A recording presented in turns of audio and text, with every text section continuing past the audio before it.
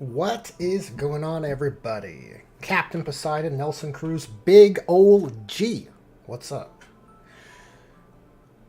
I was having some technical difficulties, and I don't know if it's coming across on camera, but I think one of my lights are dying, and it's strobing, and it's wigging me out. Yeah, you guys can see it a little bit. Look at this on the palette here. Terrible. Hopefully it's not too bad. Maybe I can get used to it. It is what it is for today's stream. What is going on in everyone else's hobby lives, though? I will be painting a Lord of the Night. A Night Lord. And I think he's looking pretty handsome so far. Got some free-handed lightning starting to take shape. You know, I got some patterns blocked in. He's definitely a long way to go. I do think the saturation's a bit overblown on the red, especially on his headpiece. But I love how the eye lenses are looking. They turned out mint. Absolutely mint.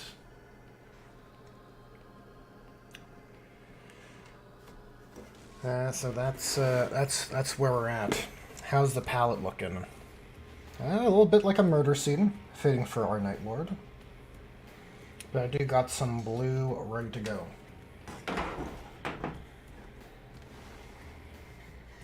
I'm trying out a playlist I haven't listened to before, so we'll see how she goes. Captain Poseidon says, I'm currently on vacation in Montenegro, so no painting for me. But I'm thinking about getting into AOS this summer. Can't pick an army, though. Okay, first of all, Captain Poseidon. Enjoy your vacation. That sounds awesome. That sounds awesome. Soak up the good times and good vibes. As for getting into AOS, I've been dabbling recently, okay? And I can confirm it. I do believe it offers a more satisfying back and forth, a more satisfying game experience compared to 10th edition 40k. The rules are a bit more dialed in. It has the benefit of coming out after, so there's always that. And I'm sure, as per the pattern, right, I'm sure we'll get to see some AOS 4.0, whatever current edition of AOS is. I'm sure we'll see some of that trickle into 11th edition 40k. Because that tends to be the way of things. Man, this strobe light is going to cause me to have a seizure, I swear.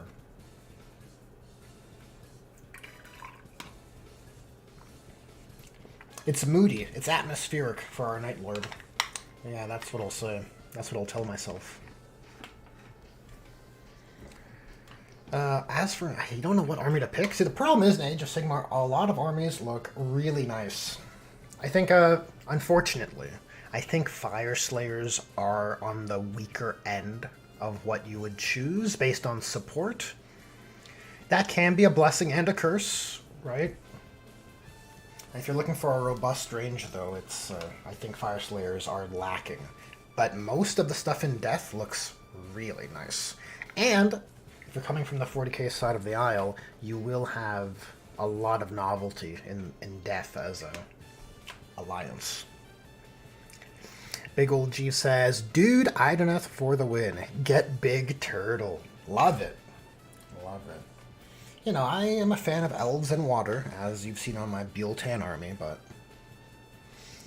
I decided to just keep my Stormcast very, well, it was a purchase of convenience, an acquisition, really, of convenience. So I have a Stormcast collection for AOS. But I do have my Slaanesh Demons, which were built for 40k, but let's be real, probably more satisfying in AOS, as most things tend to be. I do need to get a few more games in to evaluate the double turn. I don't feel confident enough right now to have a strong position for or against it.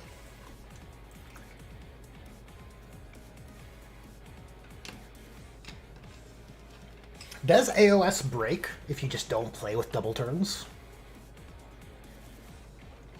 I do like the narrative bend that it provides. That unpredictability. Jesus Christ, this light! What am I supposed to do? Maybe if I lower the brightness a bit? Okay, yeah, it seems to only be wigging out at max brightness. I guess the diodes or whatever are on their way out. Firefly, welcome to the stream. Warpforge, I see ya. How's it going?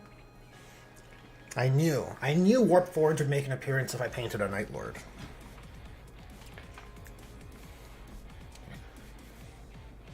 I knew it was inevitable. Oh, I do have a bit of metal trim I missed to block in as well, eh?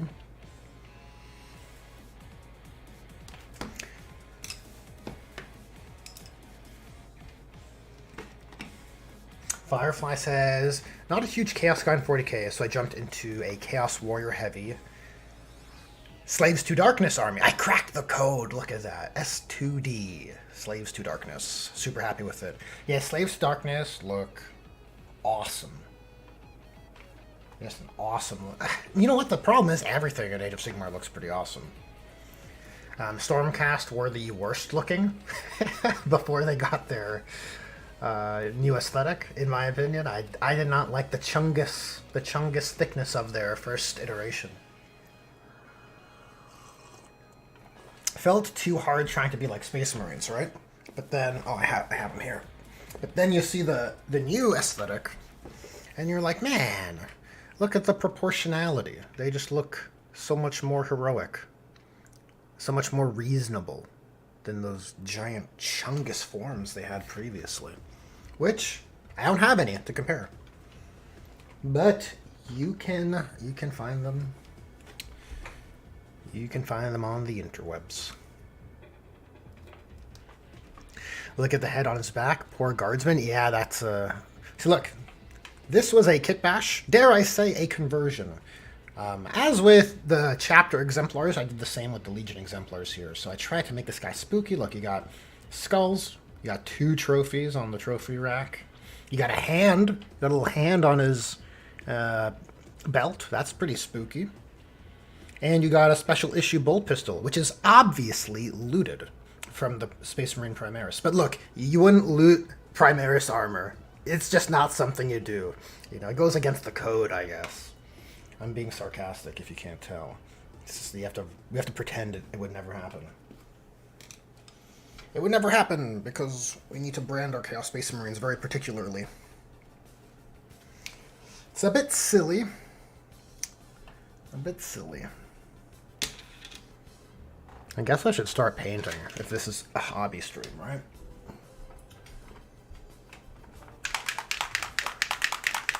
I'm gonna fill in that metal section I missed on his trim first. Omegon's twin says, no, not again. Oh, you're slightly late. Slightly late's better than very late. Look, a win's a win. Speaking of slightly late, I was supposed to I get it. I get it. Look, being late is something everyone can appreciate. We've all been there. There's nothing wrong with being late, okay? You have to forgive people when they're late.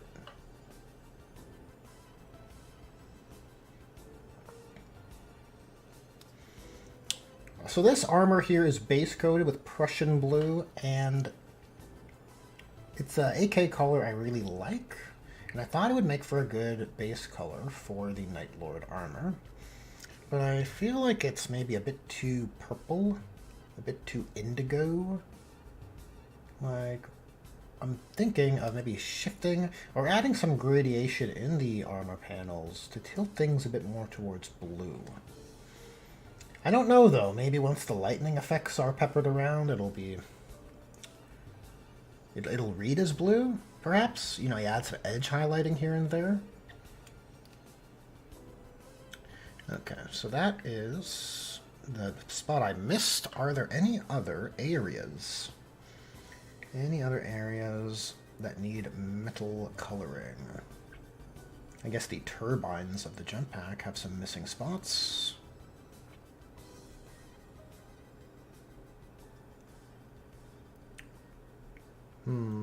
Yes, I got some spikes on the trophy rack.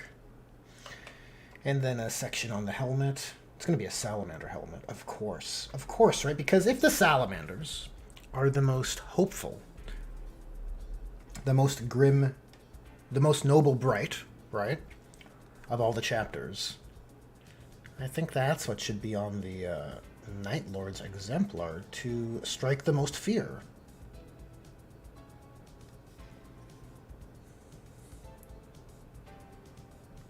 It seems like the thematically correct choice.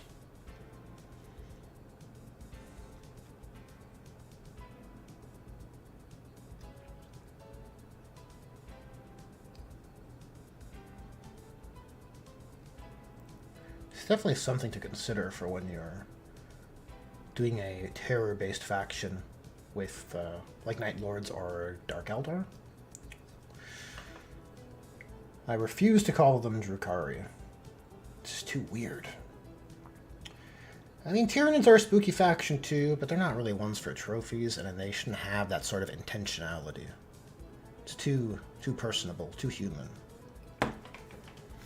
Oh my god, says, what the 40k? Mr. 40k, I'm going to be selling my Grey Knight soon, and I'm trying to start another army after that is preferably not another Loyalist one. Any recommendations? Okay. It's a good question, Omegonstwin. I would start with a follow-up question. Are you looking to play 40k 10th edition? Or is this for... Are you more freed up? Do you play more narrative? Do you play one-page rules? Right? Because if you're playing 40k 10th Tournament Edition 40k, then it's going to bias my answer.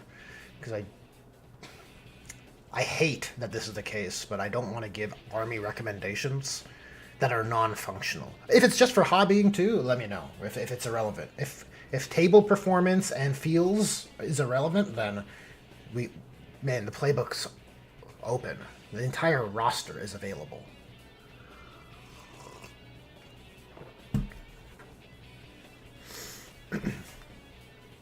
Captain Poseidon says Thousand Suns. Well, Captain Poseidon, get out of my head, okay? I would recommend Thousand Suns if you're looking for efficacy in 10th edition.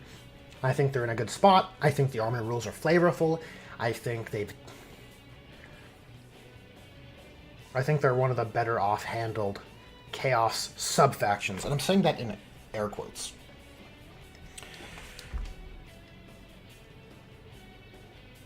Right? Though I will say it is so stupid... If this is true, okay? You guys tell me. But I've been informed that the Thousand Suns have lost their cultists. Is this true? That is beyond moronic, as far as I'm concerned. I mean, I played Space Marine 2 just the other day, and I can tell you, there was no shortage of Thousand Suns cultists that happened to look just like the models. It's incredible. absolutely incredible. That's my main grievance with Thousand Suns. But as far as how they function in Tournament Edition 40k, I think for the most part, mechanically, they're fairly well served by their booklet. Kinda wish Grey Knights got the same treatment. Yeah, selling your Grey Knights is probably a good idea. I am looking to sell my Custodes, actually. I mean, I'm kind of on the fence still, technically, but probably will sell... I'm like 70-30 in favor of selling them. Which I need to take some photos for at some point. Take some nice pics, and then and those pics, not just for social media, but for the personal collection, to have a memory of what we'll be leaving. Yeah, I would like to sell the Custodes. They're not, I don't often sell things like collections or armies, but I'm not feeling, they don't spark joy for me. I feel like HEW consistently fails to handle their rules in a satisfying way, and they don't really offer the experience I like on the tabletop, because their value is couched in invulnerable saves, which are a very annoying rule, if you ask me. A very poor rule, if you ask me. I have a video on the subject.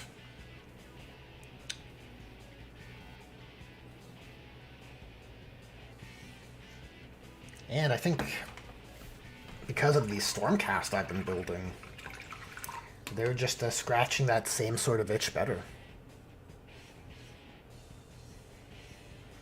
Omegon's Twin says, out with the 40k, mostly 10th edition, though I'm tempted on trying things like Horde mode, Heroes, or your recent game mode if I can get enough people together. I don't really care about competitive play, really. Oh, okay. Yeah, so if you don't care about competitive play, and you said you wanted Chaos? Let me do a little bit of a scroll up. You said you wanted Chaos, yeah? Not a loyalist one. So the problem with 40k is so much of Chaos is just Imperium but bad. Even demons have kind of like an all but official name, not become a faction in their own right, and are being couched in their Trader Marine special snowflake counterparts. I think Xenos is more satisfying, if that's an option. I think Xenos is wholesome. I think it's a wholesome choice. Has the bad feels around Eldar gone away? I mean, the beauty of my extermination mode is that you only really need... You need a very few amount of models, aside from the whatever's serving as your horde. The E in your PvE. But technically, you would only need one intercessor body, or Phobos body, depending on how you swing, and a magnetized set of options. So maybe like one box of intercessors would round you up pretty well, and you 3D print the other war gear you want. That's what I would suggest. Or you could get one of those Horus Heresy weapon frames. Definitely, you're going to have too many duplicates for my game mode alone, though, in that sort of setup. So you probably want to box break those. Most likely. Okay, what are our next components? Probably leathers. Probably leathers. I am procrastinating on painting lightning. Let's block in some leathers. We'll probably use Rhinoxide. Classic Rhinox. And for the wood, I think I have a wood paint, don't I? Isn't there a bark? Some sort of bark paint? I guess not. I guess it ran out at some point. We have Vallejo. Olive brown, which is kind of close to Dryad bark. I quite like it. Cabin of Science is okay. Going on looks alone, I think Maggotkin of Nurgle are the AOS army I want. Maggotkin of Nurgle, look, I said it earlier. Everything looks freaking awesome in AOS. Well, maybe not everything. It's like, for example, when I think of Death, Grand Alliance Death and Age of Sigmar, I initially say everything looks awesome, but Ossiarch Bone Reapers are probably the least classic feeling, tasteful aesthetic of what's offered there. But your ghouls, they look great. Your ghosts, they look great. Vampires, they look great. That Death Rattle stuff, that all looks great. Ossiarch Bone Reapers feels a little like Chungus skeletons. It's almost like those Gen 1 Stormcast were brought back to life as skeletons. They're just too thick, too much calcium.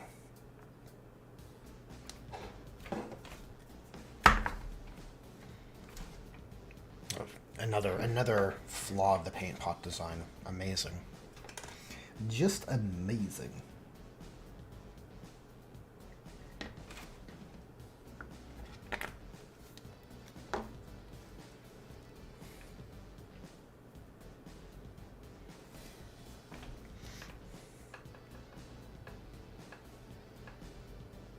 Let's brown up this holster. I think you do want leathers for your Night Lords. Like a brown leather, I mean. For the Emperor's Children exemplar, I thought like a blue leather would be pretty wild and on brand. But I think you want a bit more of a grounded look for the Night Lords.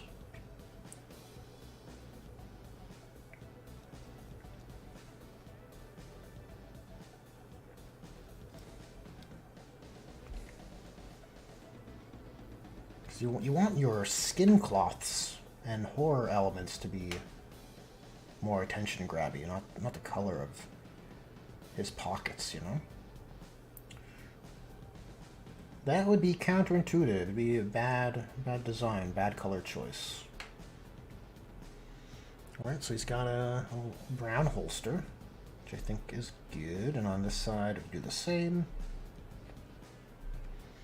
I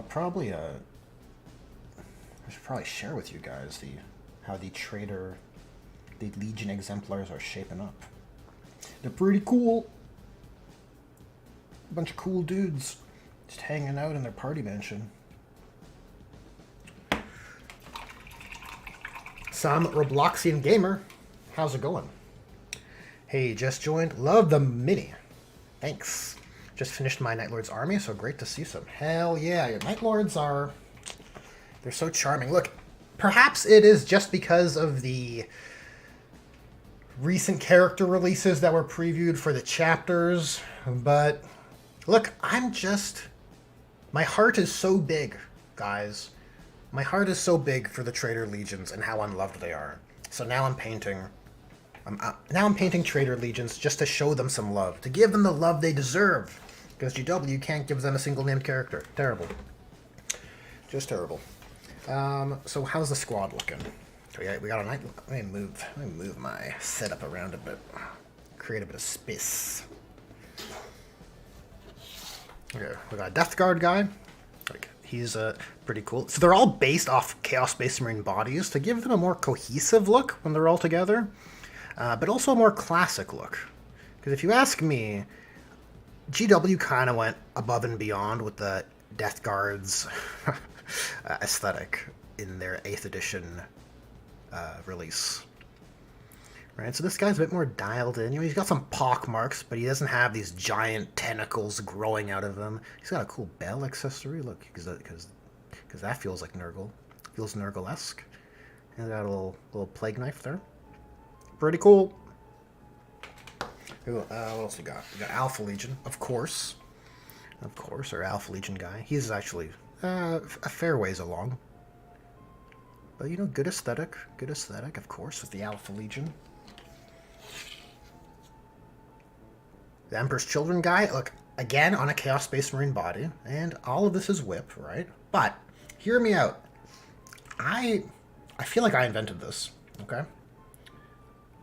Taking old Stormcast heads and using them as the nacelles. Nacelles? Is that how you pronounce that? I'm having a bit of a moment here. Anyways, use those as the exhaust ports, let's say, of the power pack. And I think it adds that certain something to an Emperor's Children Marine. It just feels wrong, you know? It feels wrong but ornate, which I think is right for the Emperor's Children. What else we have here? Omegon's Twin says, "What blue do you use for Alpha Legion? It looks so pretty." All caps. So I used a color shift paint. I have it here. Right here, actually. So I used this color shift metal from Green Stuff World, and I applied it over a matte black paint. Sorry, a matte black base coat. And I applied this with a brush. So if you're airbrushing, it will actually be much smoother of a finish. Why isn't it focusing? Actually, it looks great on the shoulder pad here. You got a little bit of purple coming through from the color shift. And that cool blue. It's just tremendous. It's such a good paint. Who else do we have here? We have Black Legion Command, but he has no head. He'll be the squad leader, obviously. But no head for him. But you can note the Sons of Horus shoulder pad. That's a cool flex. He's you see, guys, he's a veteran of the Long War. And so, gotta have that old flex. World Eater guy is pretty... He's kind of boring in comparison, in my opinion, but, you know, he's classic Khorne Berserker look. He's got a big old chain axe. Got some skulls as accessories. Let me see if I can crank my brightness up. Maybe the light has to warm up first. Maybe that's the trick. The rest aren't too much painted beyond this one. We have... let me move them all over. We have an Iron Warrior. I think I'm going to try for matte black trim. I know it's a bit sacrilege, okay? But, hear me out. I think it'll cause the hazard stripes to have more focus, because it won't be competing with the gold trim. So I think it'll look better. We'll see. This one's going to be a bit of an experiment. And we have two left. Word Bearer, also not very exciting. He'll be a possessed guy. So this is the body from the Legionaries kill team who's partially possessed. You can kind of see it on his hand there. And his other hand is... it's here. Reach! There's his other hand. Yeah, so he's got two possessed hands. So he's partially possessed. Feels very Word Bearers. And for the Thousand Sons, I've used the body from the Legionary with the Bale Tome, I believe it's called. And I think it's a right choice. If you're going to have a Psyker in the squad, he'll be the Thousand Son, obviously. And look, we got a classic. Look at this rare bit, okay? You don't see this every day, guys. This is a classic Chaos Space Marine shoulder pad for Tzeentch, which I think is cool because we're using Chaos Space Marine, a Chaos Space Marine body as the chassis. Oh, he's got a little crystal on his belt. Feels magical. Feels very sorcerous. And that's the squad. That's the Trader exemplars in their current state. The end game for that is to make a derivative mod, perhaps, of the extermination mode, where Trader Legionaries get to take on, we'll call it raid mode, maybe, and the Trader Legions can raid a Guardsman installation, an Imperial Guard installation, or something like that. I think it feels very apt. They'll be able to function as bullies that way, right? What did I miss? Eric Brandenburg, welcome to the stream.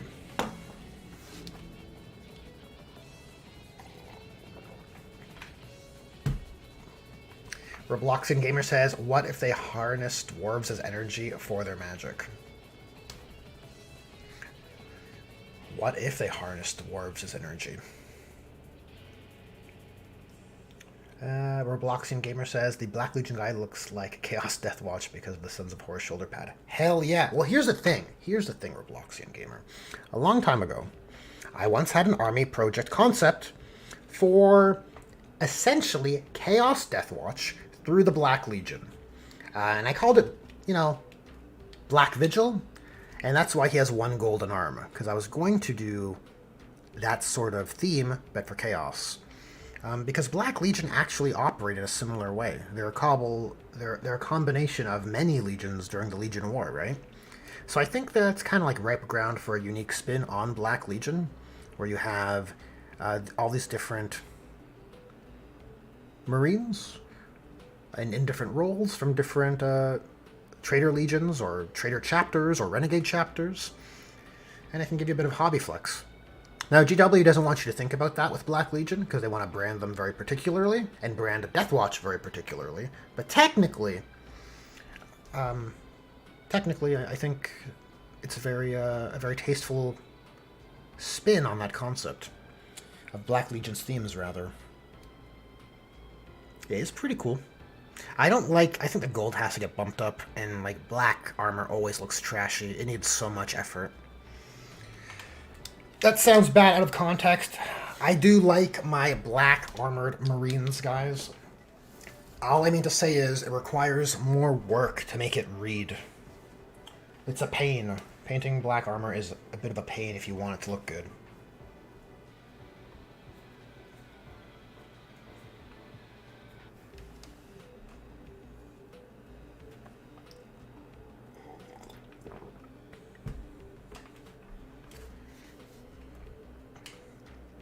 But with that, I will continue on this guy. Salamander's helmet's very, cartoonishly green. We'll have to dial that back down. We'll see. I think, for the most part, that's the core accessories. Actually. Eric Brandenburg, I see your question. I'll answer that first. How was the event I went to? Pretty good overall. The first day was kind of slow. The event itself, between you and me, guys, okay? Between me and chat. Keep this to ourselves, okay? This is secret information. It was kind of... The event wasn't really hustling and bustling, but it was the first event put on by the local conglomerate of game stores. So it's reasonable, right? And everyone's expectations were tempered, so it wasn't a bad vibe despite that.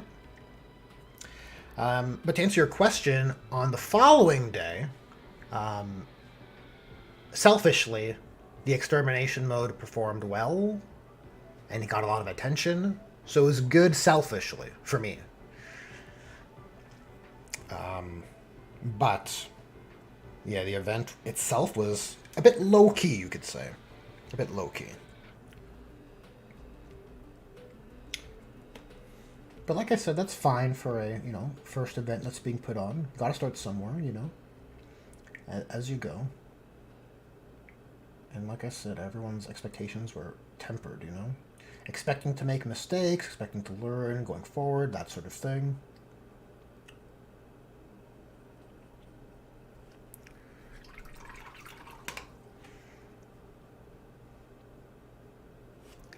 Nelson Cruz, that Emperor's Children, my god, what a mini. That one came together well, right? I say, look, sometimes I can't even help myself but toot my own horn. The pose is just, I feel like it's so pure for the cruel bladesman sort of thing, right? It's scenic, right? Now, I want the armor to be darker, right? I want the armor to be more like the level of brightness of a Dark Angel's armor painted by the heavy metal team, but purple. And I want some black pieces scattered throughout with the pink helmet. kind of similar to that classic Emperor's Children mini from like 3rd edition. Tramari says, "Oh, that's pretty." It is, right? I'm not crazy. I think it's a good looking conversion. And look, he's got even like a Drakari sword. Look, Drakari are basic. I might get in trouble for saying this. They're basically Slaanesh, okay? So I think it works. That's the irony of the Dark Eldar. They are basically into Slaanesh, but they hate it for reasons. They hate Slaanesh for reasons, because they have to. But they're basically down with the sickness. Cue your Palpatine ironic gif, I guess. My question for you guys, the only color component I'm kind of iffy on is the Tabard. Now, I know skin cloths are a thing, but I already have this one, and we have this one back here. That's actually also an old Chaos Space Marine bit. Classic bits. But I don't... The more I look at it, the more I think this Tabard shouldn't be skin-colored. For one, it kind of wants to wrap around a little bit, so that's awkward. But for two, I think it harms the readability of our hand, and you want that to be paramount, right? Just from a singular piece perspective. So I'm leaning towards a different color. Now, it could be a dark red, but we already have some red elements up here. So I don't know if I want to draw the eye downwards like that. Maybe it's better just do a gray, like a neutral, a dark gray. Tell me what you guys think of that. That's my reasoning anyways. Weigh in. Guide me. Guide my hand. Take the wheel, chat. Take the wheel.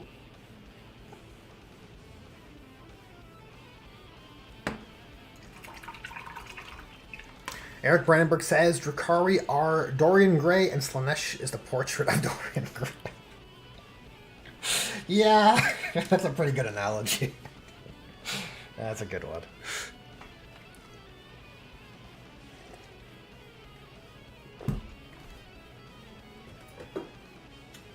Let's grab a wash also. We're all over the place.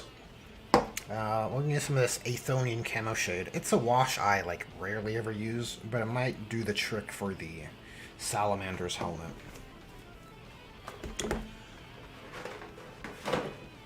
Because it's a bit too overblown.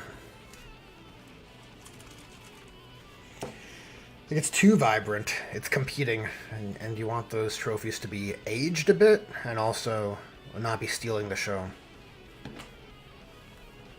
Captain Poseidon says, I think you could do a ripped charred banner for the Tabard as a way of mocking the Loyalists.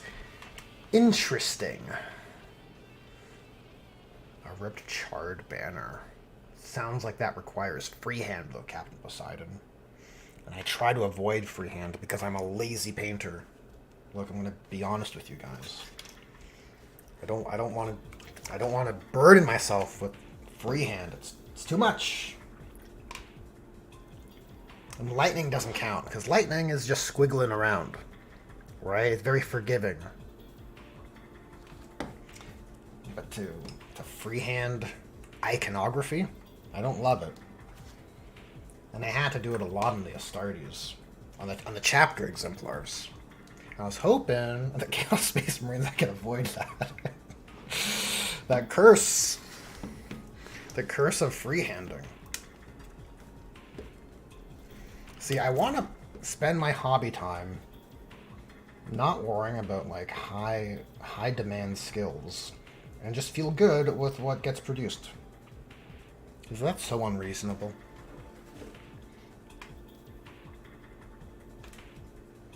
Okay, Aeonian camo shade is going on, and we'll see how she reads. Might as well put it all over, right? Because this is not pristine. It's not fresh from the armory. It's not It's not for a unit of firekeepers, right? It's a old, decrepit trophy. We could probably apply this on the Guardsman helmet too. Maybe even on the skin. Let's put it all over. You know what? Screw it. We're putting it all over. And, you know, it's dirt, and it's grime, and it's just an old head, an old severed head. So, why... Who's to say how dirty it is, and what kind of grime is on here?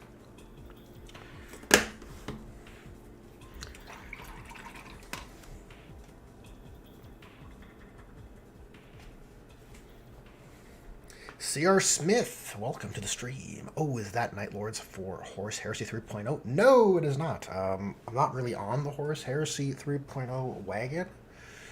I'm like just checked out of Horus Heresy in general, not because of recent controversies. I know the Grimdark therapy sphere of things is like pretty cold on it. And that's not to say I disagree with Macca's opinion. I'm inclined to agree because I trust his opinion.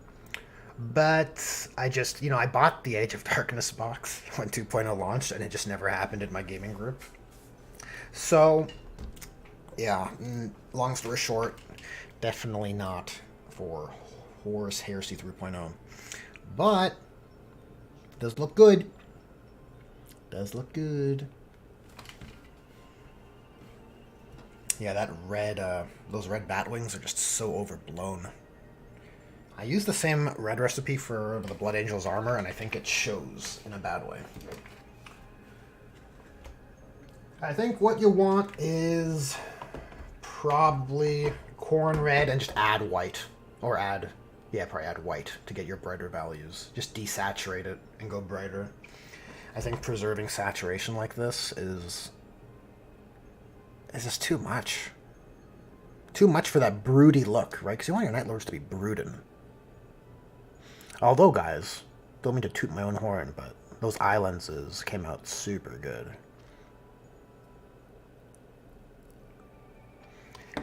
The recent Space Marine exemplars have been a good exercise for the gemstone eye lenses, which has been, if I'm being honest, a long-term hobby goal of mine.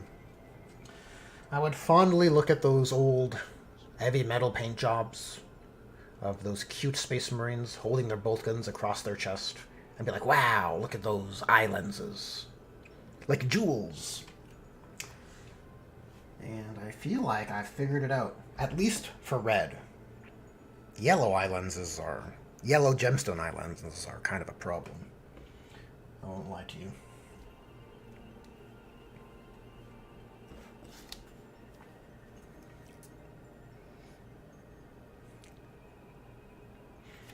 Roblox and Gamer says I haven't used a shade on a mini in a long time. That's crazy, Roblox and Gamer. Shades are cheat codes for painting. Is that because you are a contrast man? Are you a contrast man? A speed painting man? Speaking of washes, let's just put some wash all over our metal components as well. We need a color for these tubes as well. I think I want red jump pack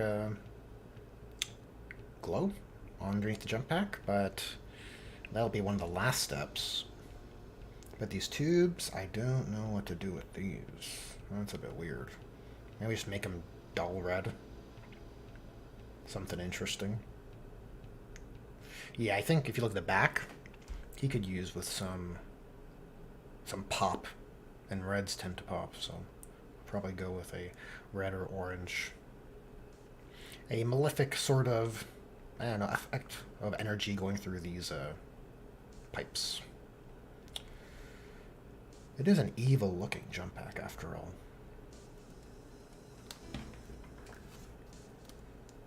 C.R. Smith says France isn't real.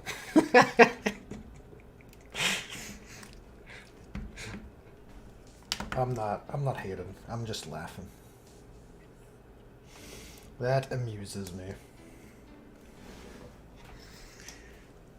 Roblox Gamer says, well, I just use shades on flesh most of the time, but not on metals because I typically use non-metallic metal. Whoa, non-metallic. That's a big flex. That's a big commitment also. But I appreciate it. I appreciate the hustle. Non-metallic metal is an aesthetic I guess I kind of dabble with it, but I definitely appreciate it. I don't know if I love it on everything. I love it on display minis, though.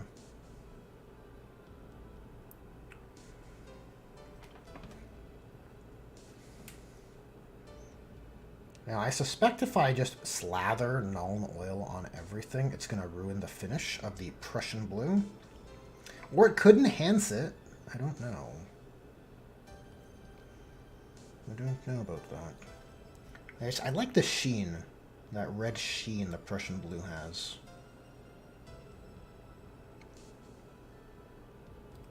It's like a little bit of a warm luster.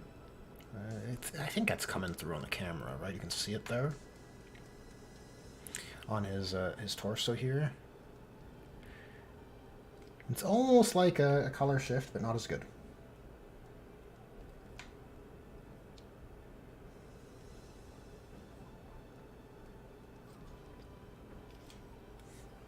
Let's move that out of the way.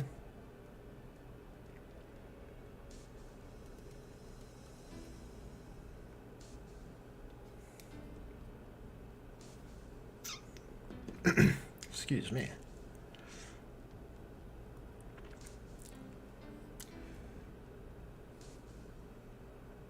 Well, maybe we will get a bit messy with this wash. What else is in Warhammer news as of late? Well, you know, I haven't streamed since the Space Marine characters were revealed. And I'm not trying to yuck the yum. They are nice. And I definitely do feel... Yeah, it's nice when your guys get some love, right? That's, I think, that's like a human response. Like, you're gonna feel good. You know, when you're playing Iron Hands and you're like, holy shit, a new captain of our first company, I think. That's exciting, right? And I can certainly appreciate it, but I don't think it's right.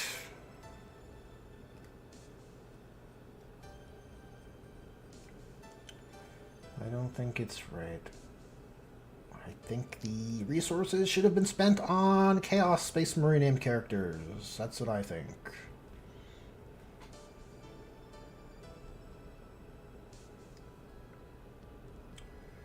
Because it feels embarrassing to me. And I said this in the video, right? Like, I run this, like, scenario in my brain. It's like a George Costanza thing almost, right? I imagine this scenario where you're introducing someone to the hobby, and they're like, oh, okay, Space Marine's pretty cool, Chaos Space Marine's pretty cool, and you're explaining the origin, and they're all from the Horus Heresy, and the Horus Heresy's epic. It's this epic tale of betrayal and tragedy and war, obviously. And then you look to how things are in 40k, and you're seeing all these named characters for the Loyalists, and it just feels so embarrassing, man. Like, it feels awkward. I don't know, not how I would... I think you should at least have one Karn the Betrayer-esque character for each Legion.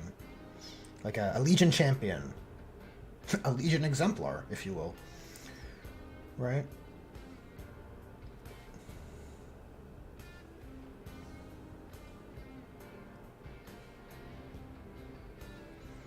They're knowing GW, they probably do something to annoy the piss out of me. And not have a possessed champion for the word bearers. They'd make him like a priest. Like a dark apostle. I'll never not be bitter about 8-bound and what a damage it's done to the word bearers. Just the worst.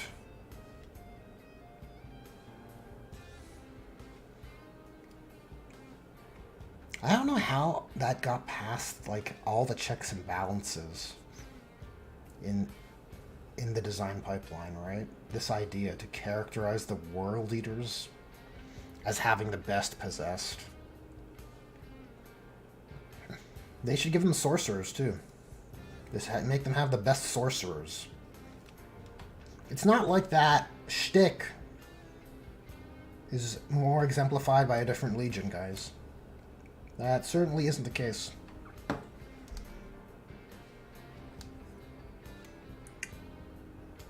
Not awkward at all. Yeah, these bits are basically, they're very trashy bits. It's kind of been crudely attached, which would probably be fine for a orc. Chaos Space Marine can probably get away with it. Hopefully the wash can blend it away.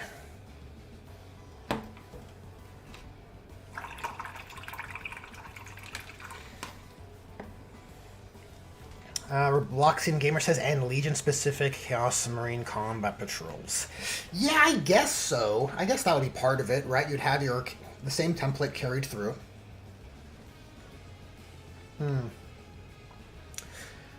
Like, at the very least, it helps those legions and chapters feel like they matter. Now, I don't know if anyone actually cares about playing combat patrol. What does chat say about that? Do people play combat patrol? How many people do we have in chat, actually?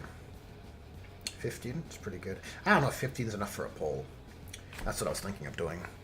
Yeah, I don't know. Do people play combat patrol, really? Because it seems to me Spearhead has some legs as a game in comparison to combat patrol. I don't know. I think people are looking at combat patrol purely as purchasing points for 40k, right? It's replacing your start collecting, effectively. Whereas Spearhead is it's a pretty good time, especially compared to something like Combat Patrol, which is maybe not a fair comparison, but it definitely feels more like a game mode on its own, having played it a few times. Omegon's Twin says, at what the 40k, I've never seen anyone play Combat Patrol in my entire time playing. Okay, well, there you go. There you go. I played it at the start of 10th edition. Once. No, twice. And it was just because we wanted to play with painted new stuff. Painted Leviathan new models at the time. And then never again.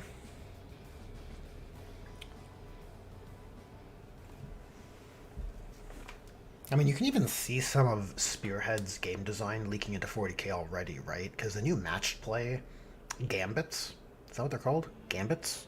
Secret missions? I can't remember. Whatever that new gear they threw into the match play cards.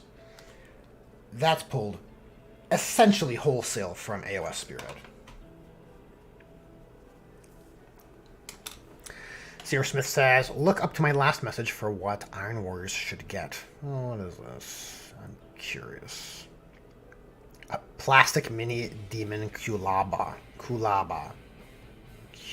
for Iron Warriors. I guess. GW doesn't want to think about the demon Kulaba. I think that's too grim dark. Too grim dark for 40k. Just don't think about it. And then look, if they don't want us to think about it, Chaos Space Marine should have apothecaries. That's all I'm saying. In fact, I think they should have apothecaries regardless. It's stupid. It's stupid to act as a Space Marine force and not have apothecaries. Especially if you could even be harvesting enemy gene seed, right? The Loyalists would never do it. But traitors, like, for sure. You just take it where you can get it, right? Very annoying to me. But I guess only good guys can have apothecaries. It feels so juvenile, right? See, these are things you don't even need a model, man. But they've made their bed. They can only write rules for models and products that exist. So now they're kind of borked. They're borked with this awkward game system.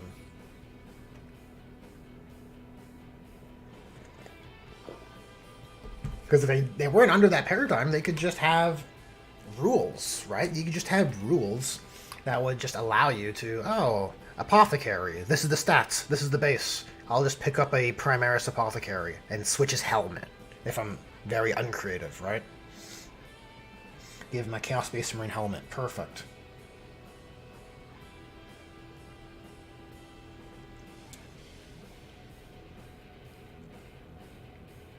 Well, the metal's certainly looking better for the wash, unsurprisingly. Oh, I forgot to do the chain.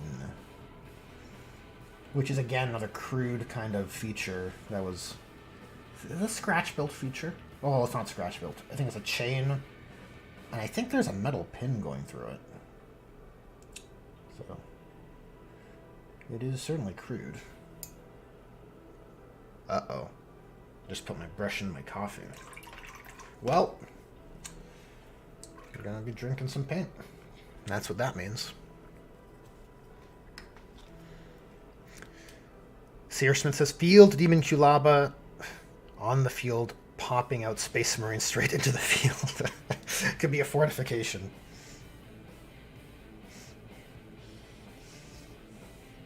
Like a sporocyst.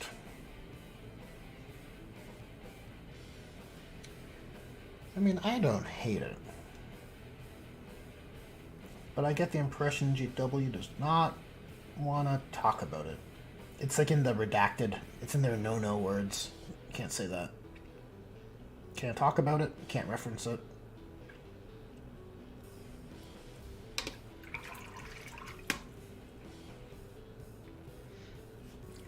Alright, guys, remind me. Where do we land on the Tabard? Is everyone on board with Grey? Just a boring Grey. Did you guys hear that? Ghosts. Some ghosts out here.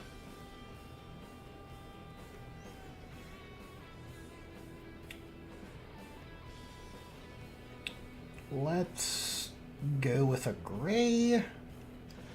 It's a bit... See, this Grey actually might not be dark enough. Because I'm pretty sure if we grayscaled and took the color away, it'd be the same value, which is bad. We gotta go darker. Oh my gosh, Swin says corn red. I was considering it. I'm just not confident. I'm not confident in adding more red. Is it going to be a mistake? Is it going to add too much red? I don't know. I don't know. I do know that I have a London Grey somewhere. Yes, London Grey. There it is. Dark orange works well with navy. This is true. Those are complementary.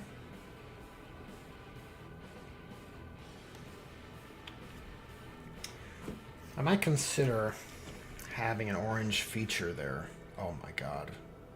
Okay, I might have screwed up. That London Grey is much brighter than I expected. It's like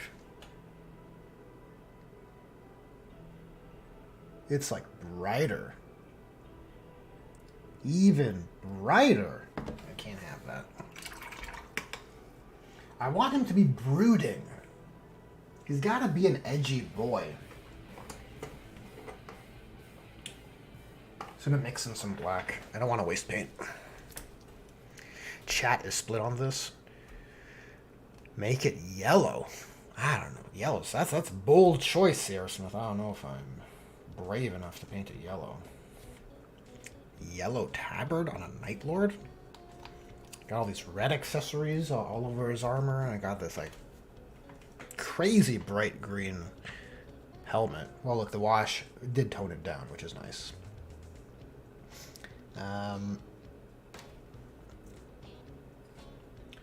What? My gut intuition is you want something neutral.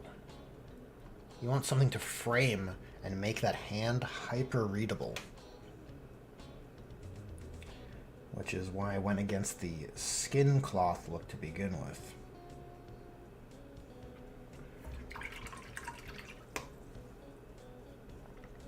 crimson, the color of tea. Oh, I recall that was a thing in chat a few streams ago, right? The Great Tea Debate. Something like that.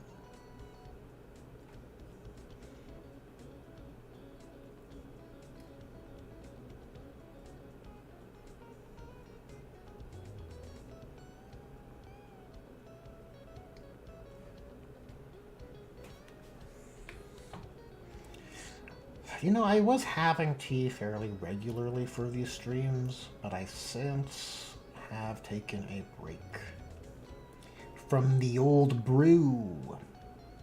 From the old brew.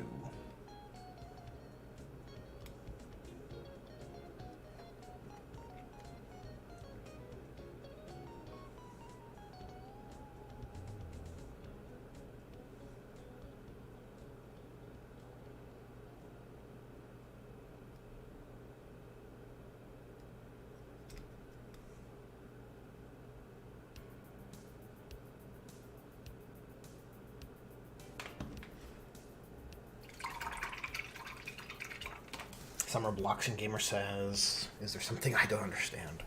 Yeah, it's a reference. I guess it's a meme? Is that a channel meme, technically? I guess so. Cool. How about that? I never thought we'd have stream memes.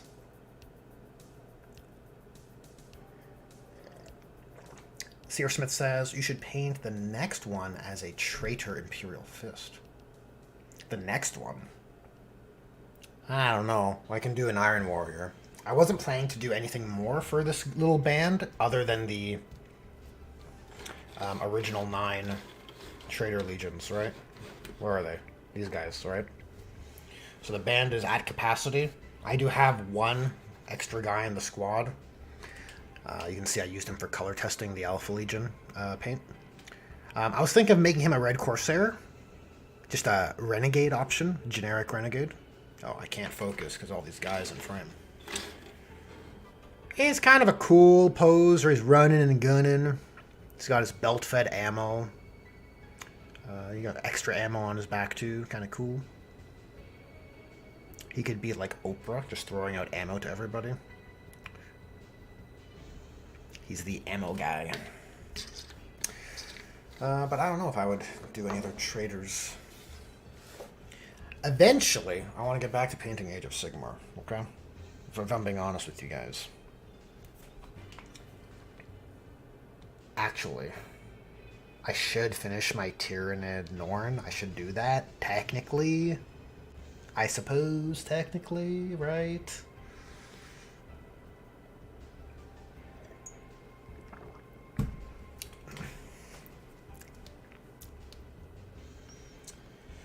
Oh, that's a shiny Tabard.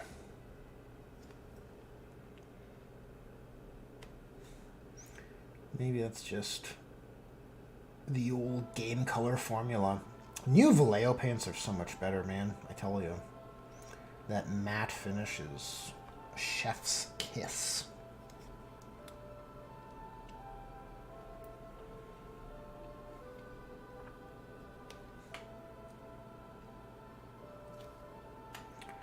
You know what else Chaos Space... Look, see, this is the curse of Chaos Space Marines. There's so many accessories and material components. Because now, they have all these stupid little teeth everywhere. Like, you already have enough going on your Chaos Space Marines. You don't have to add little teeth on all the little armor points. Like, why? Why is there a little tooth coming out here? Must we have that? Yeah, what do you guys in agreement with that? I feel like this is a very agreeable, a very reasonable position.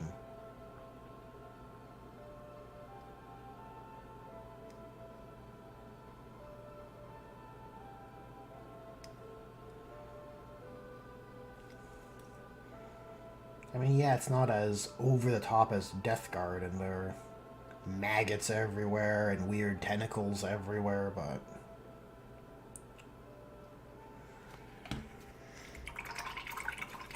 Like, I think if the Death Guard range all looked like that new character they released, it would be, like, hands down better. And then you keep the really extreme tentacle fly swarm stuff just for like the Blight Lord Terminators, that kind of thing. It's like your basic Plague Marine looks too over the top.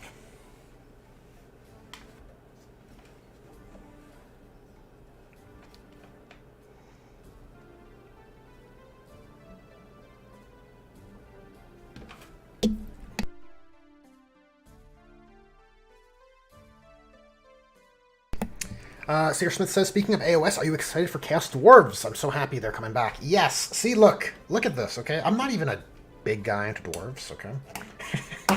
I had a extended script for my summer preview reaction video, but I cut it short. But the thing about Chaos Dwarves I said is, like, look, I'm not... Short guys aren't really my thing.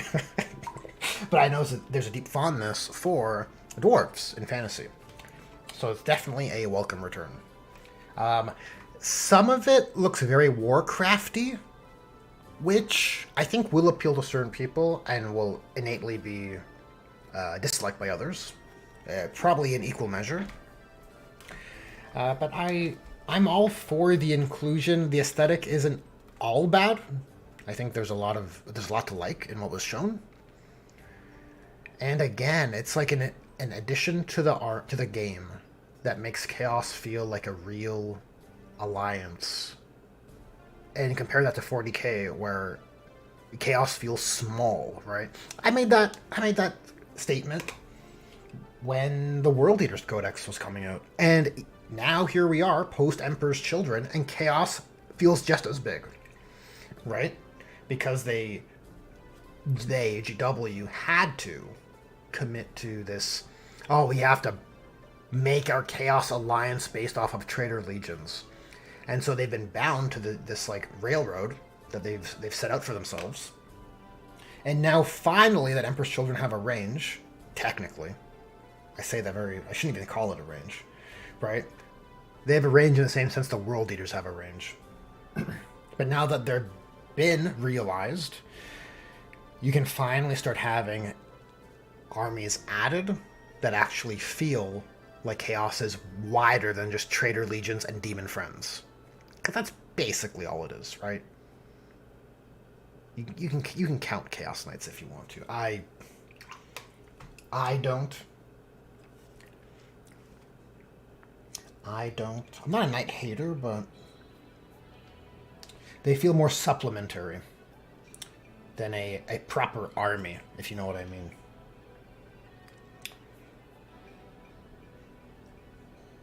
And I think that's fair. I think that's a totally fair position to have, because how often are knights allying around and supplementing other forces in the lore? It's like almost always.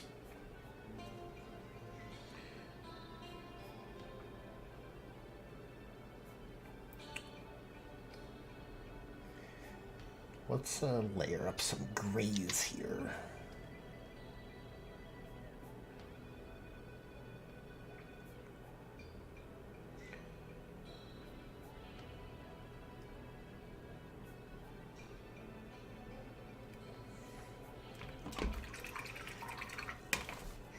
Captain Poseidon says, I don't like Chaos Dwarves. Fire Slayers are amazing. Caradon are amazing. Shorfs, Chaos Dwarfs, suck.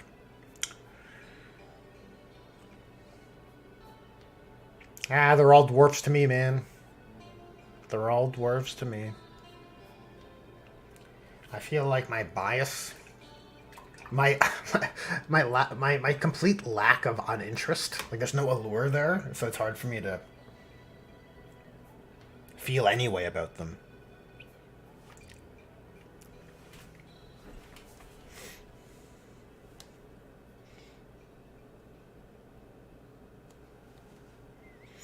Agents of Chaos, like Agents of the Imperium, but it has all the Xenos Chaos boys. I mean, you could. Look, the thing is, I don't like Agents of Imperium either. I think that kind of stuff should just be in Kill Team, personally. Or I think if GW is trying to have this as much as I don't want it, if they want this tight, competitive tournament game, why are they muddying their own field with these alliances? Right? All these allies, rather. Agents and assassins and inquisitors that you can just add into armies, and then now balance becomes complicated.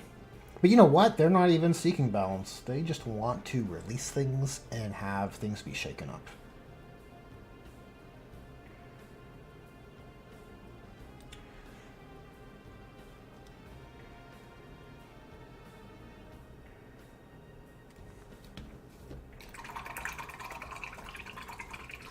Vashtor and Hashut are both awful. I am making myself a target. I'll back you up there, Captain Poseidon. At least I'm part of Vashtor. I feel like Vashtor is a waste of a release. They should have saved him for a proper Dark Mechanicum release. I don't know why you've released this model to Chaos Space Marines. It's so awkward. It doesn't fit. Like I said in my Codex review, it turns the Chaos Space Marine Codex into an island of misfit toys. Like it. And I know it used to kind of be that way, but you're calling it Chaos Space Marines, okay? That's what the army is. That's what the faction is. So get all this extra shit out of here. You can make an argument for mortal servants of the Legion, right? Your renegade militia squads, I guess. I don't like it personally. I would just have them all be cultists, and it's just one unit. And you use whatever models to represent your cultists that you'd like, but there's like no argument for Vashtor being there. He doesn't belong.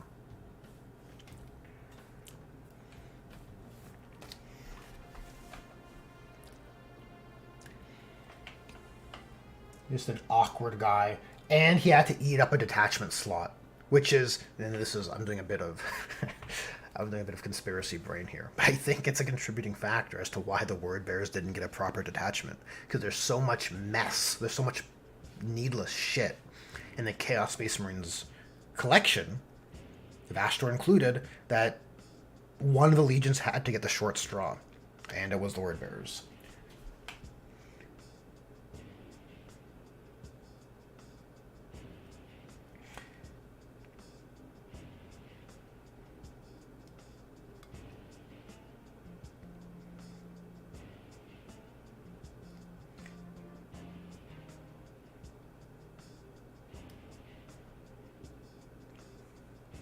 Personally, I think it'd actually be really cool if there was a plot beat where Vashtor tries to do something and the Word Bearers are just like, nah, we're gonna stop you. Chaos wants to infight, and I think the Word Bearers would have a grievance with an individual who wants to become a Chaos God. Just my gut intuition on that topic. I don't think they'd like Vashtor. I think they'd have a problem. Just a guess. So, like, that's an interesting thing that could happen with Vashtor, but even that, we haven't seen.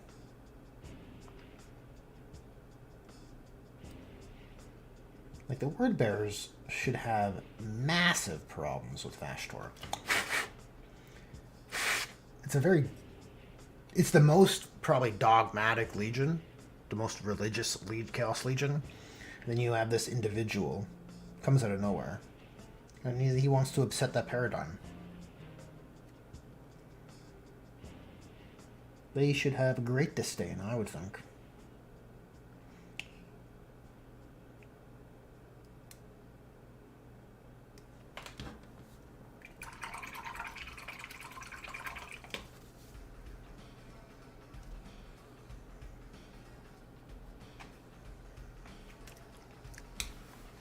Sayer Smith says Vashtor is extremely overrated and he is not the Iron Warriors' god. I agree. The Iron Warriors are their own masters. That was Captain Poseidon. And Sayer Smith says, don't Word Bearers do a lot with cultists to fling at the enemy before the real Astartes come in? Yeah, Word Bearers work a lot with... They have a strong reliance on mortal worshippers and followers. It's a strong thematic choice for them. I don't hate it. And Searson says, wait, didn't the Word Bearers want a new Chaos God? The whole Dark King thing in the Horus Heresy? I'll be honest, Sierra Smith, I skipped the Siege of Terra. I was too checked out of the Horus Heresy. I was just annoyed by writing choices, and I was not confident that the Siege of Terra would deliver, or rather be executed in a manner that was timely, that was satisfying from a timely perspective or quality perspective. So I didn't really pay much attention to the whole Dark King thing. Felt more like keys to be jangled. Theories to, theory points for threads to be written for fans to gush over. I could be wrong. We'll see if it manifests into anything. But I don't think that's the same, C.R. Smith, as someone who wants to become a god. I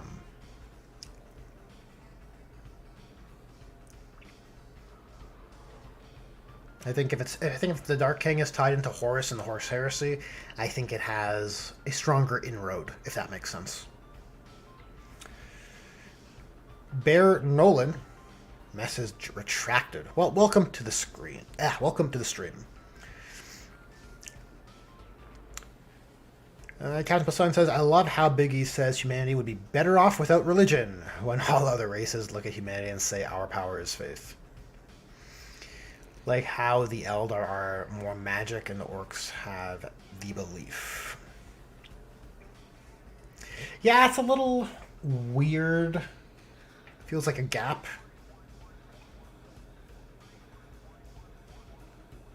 Feels like a bit of a writer's gap there. Especially when you see how valuable and potent it is in 40k. I guess the Emperor didn't see how potent it could be, if harnessed for good, let's say.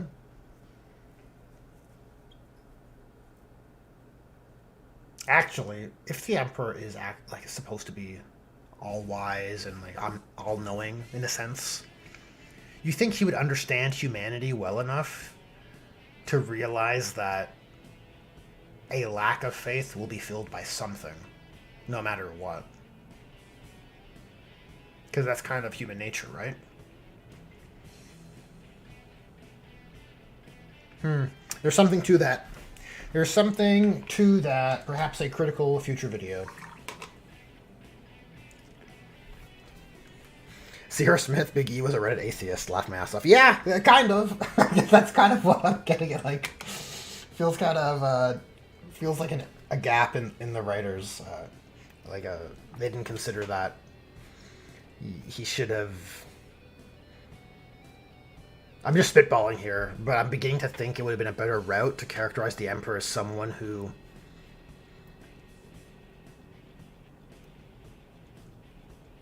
maybe wanted to use it, but then it gets subverted by chaos. He wanted to use faith as a tool, but it gets subverted by chaos, maybe. Or he gets interred before it can manifest. I don't know. It's... Certain lore points are anchored and they cannot be moved, so you have to work around that.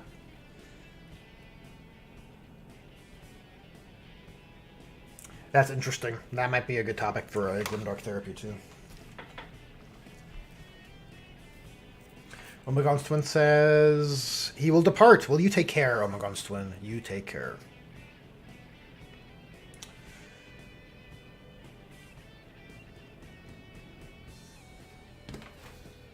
Well, I feel like I've done more talking than painting. But I suppose that's what the streams are for, right? Not really here to hobby. Not really. We're hanging. We're just hanging out. Just mixed in some Mornfang brown here.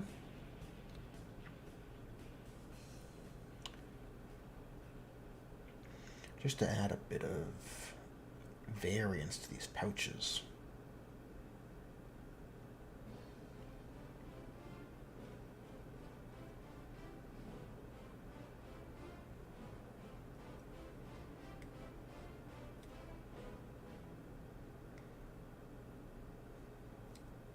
It's a good leather color, I think. I'm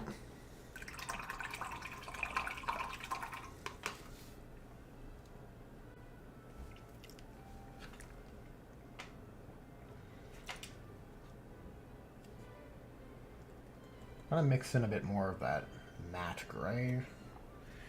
Maybe do a little bit more of a build-up on this tabard, which should help it look a bit more worn, maybe.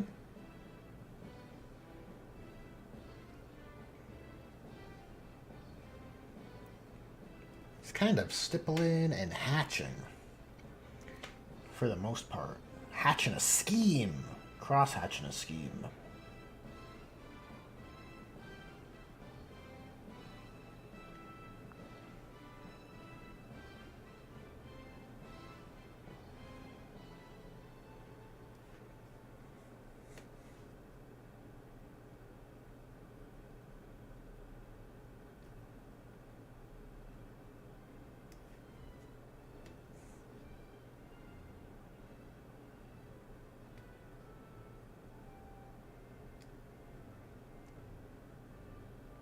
I do think the gray tabard was the right choice.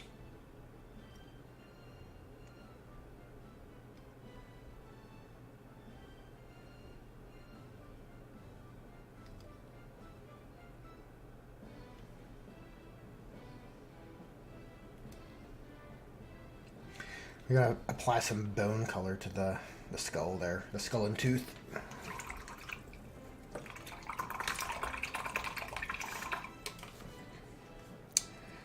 Searsmith says, in TEAD Volume 2, The End and the Death, crack the code. I'm just a code breaker, guys.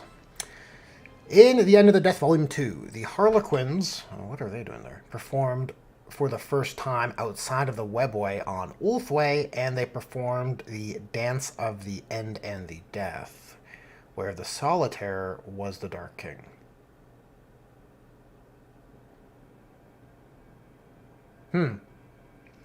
Well, I don't know what to make of that, but it is a fun fact.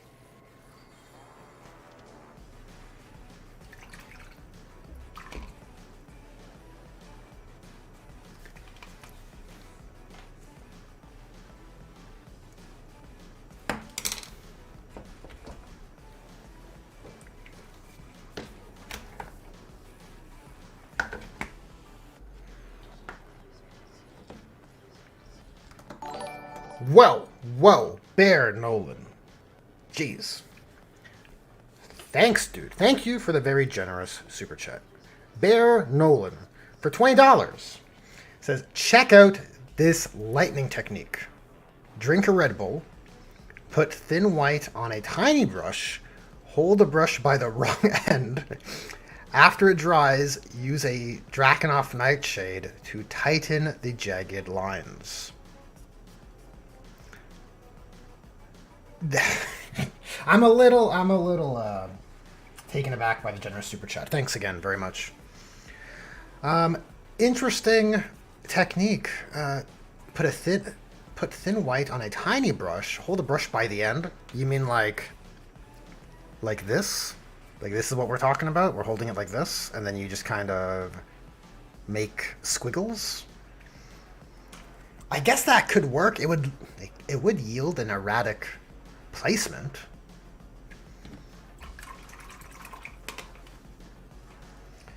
And Drakenhof Nightshade to tighten it up.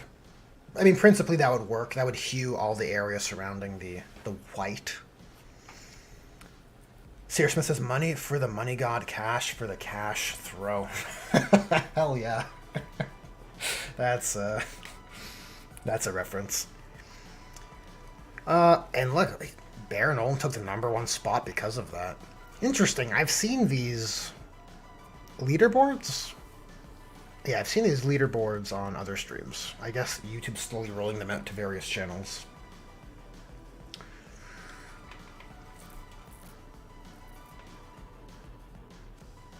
You're getting the idea, says Baron Nolan.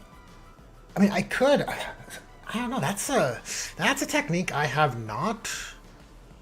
I have some trepidation in concept when I think about it. Just giving up control over my brush like that. That feels very, counter to how I normally... I mean, I guess I should try it, since you are very generous with your super chat. Maybe we'll try it in the back, on the butt plate. You can always experiment on the butt plate.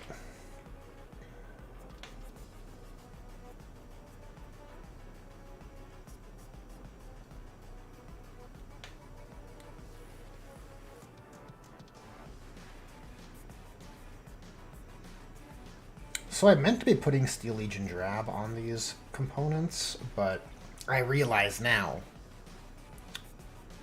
that this is actually skin color. Actually skin color that I had on the palette from earlier. Well, with some Steel Legion mixed in.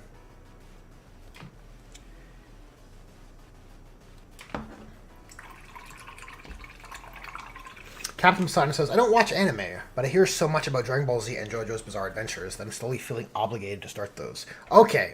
I can't speak. Like, I am an anime enjoyer, but I'm not deep in the weeds. I feel like with anything, there are those who just dwarf me with how into anime they would be. But yeah, I grew up watching Dragon Ball. Dragon Ball Z is pretty cool. I don't think it's like... I think it came out at a time when the standards for storytelling were simpler, especially relative to other anime. And so I would just say, if you're going to watch Dragon Ball Z, temper your expectations. It's more... You have to remember that it came out at a time where there just wasn't as sophisticated stories around, in my humble opinion, right? There are some nice thematic strong points in Dragon Ball Z, but I don't think it's like... I don't know, like a Breaking Bad, you know what I mean? Like, it's not...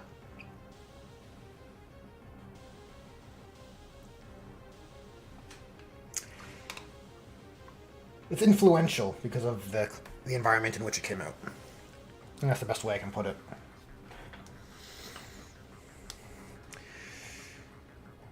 Beardall says, do it, control is an illusion. Look, I'll try it. The challenge... I don't have a great thin white. I do have some white ink, and I do have a white scar. Ancient pigments. The chalkiest of paints. And I do have a thin brush that is old, though, so it's probably fairly suitable for the task.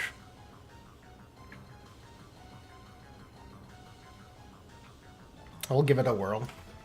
Eric Brandenburg says, butt plate experiment idea on the EC guy. Paint his butt plate black, put red lips, oh my god, in the corner. Jesus Christ, Eric. No! No, I won't do it. Oh, God. It's too, it's funny, but I don't... That's a line for me. Oh, Bear Nolan says, don't forget the Red Bull. Okay, that's also a line for me, Bear Nolan. I don't drink energy drinks. I make a conscious effort not to. Because I'm not a super health freak, necessarily. I do try and be conscious about that kind of stuff. But more than that, I'm not really into liquid treats, if that makes sense. Like, I'm not really into juice or soft drinks either. I'm definitely more of a food-based snack guy, rather than a liquid-based snack guy. A solid snack guy, if you will.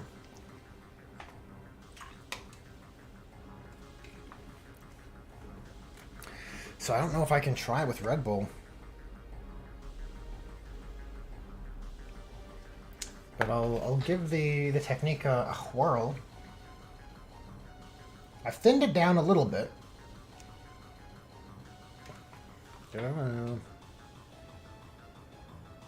Alright, that's pretty smooth.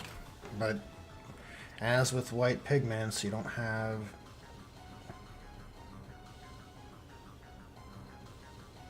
I don't know about this.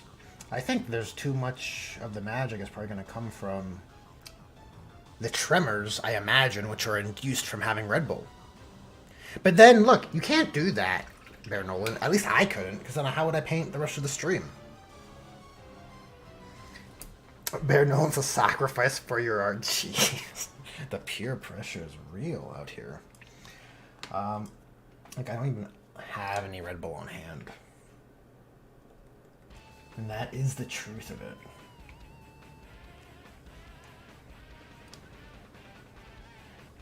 But principally, Bear Nolan, your workflow would work, because even with this thinned down Prussian blue over the white, you know, you're getting that right kind of vibrancy. Right? Dare I say better, but this one hasn't had all the passes that the knee plate has.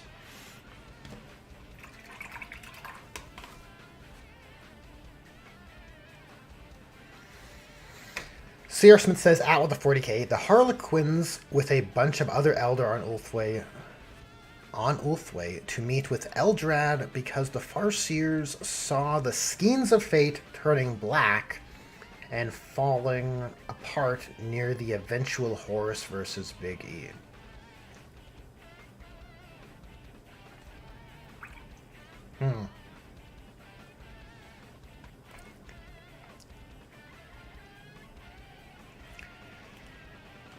Yes, Captain Poseidon, I agree. At Eric, no one wants that. it's so, I cannot bring myself to... That's a certain level of cringe that I cannot tolerate, okay? Yeah. But it's too much.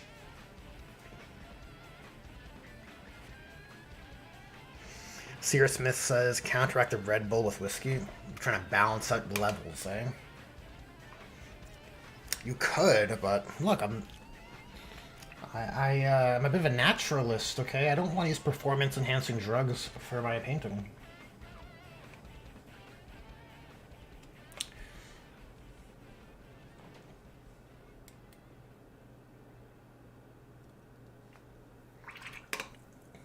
But now I want to use that white paint I thinned out.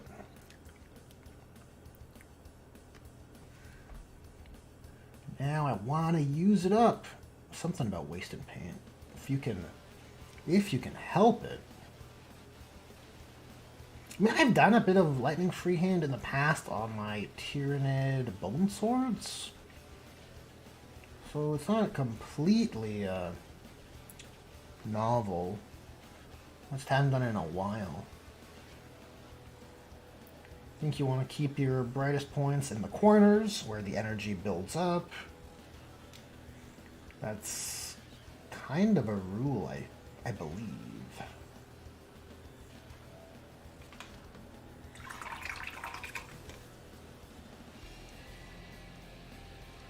Sierra Smith says every time you change colors while painting, take a shot. Risky business there.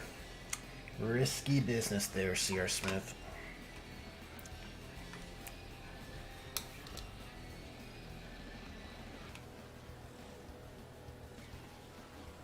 Okay, I'm gonna resurrect some of this corn red. It's gonna be fairly diluted, but I want to start toning down these overly saturated, way overblown reds. Gonna mix some black, see what we can work with. Because I think that was a mistake, going so bright.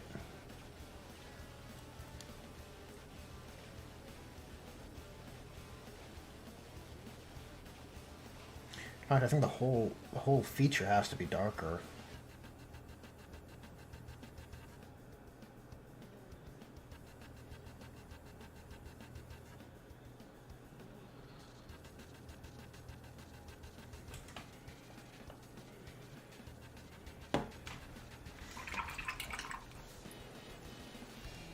Eric Brandenburg says, that reminds me, I need a beer, finishing my 5 Terminators while I listen. Yeah, I should have had a beverage on hand. See, I'm more prone to alcoholic beverages than energy drinks. More chill.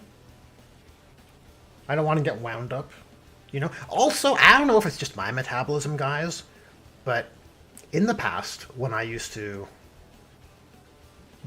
do a lot of pre-workout, like, drinks, and on the few occasions I have had energy drinks, the top of my head gets so hot. I swear to God, it's like I'll die if I don't exercise or something.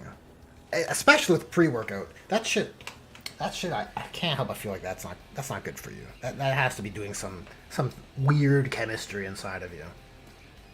At least for me. I don't know if it's my metabolism, but the top of my head would get, like, super hot. It would spontaneously combust. I don't know. Look, we're late into the stream, so things are getting weird, as per usual. Well, maybe not as per usual.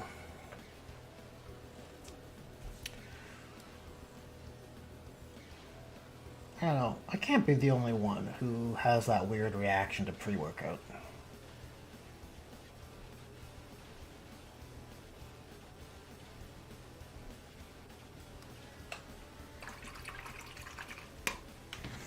Eric Brandberg says, you strike me as a gin guy. I've dabbled some gin. Nothing crazy. But gin and tonic's pretty awesome. Definitely reliable. Like, it's a safe choice.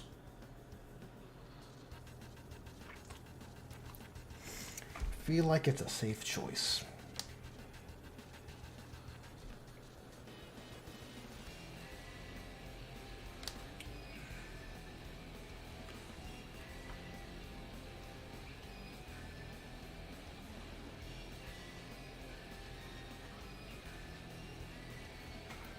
This soundtrack I've chosen is weird, and I apologize. Usually I have something more relaxing on, but I didn't test this one.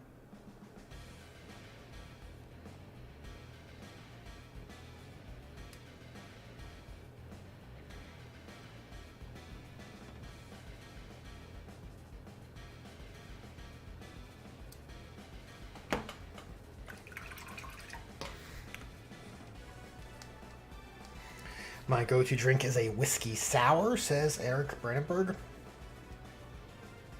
Also a good one. But I don't know. I mean, if this makes sense, I can enjoy whiskey, but I don't know if I do enjoy whiskey. Captain Poseidon says, okay, I know I've been yelling about tea all the time, but stop trying to convince this man to drink. I don't know how productive painting streams would be, but you know what? Maybe the streams, like I said earlier, aren't about being productive. Maybe it's just about hanging out. So maybe the streams would be better. Maybe the content experience would be better.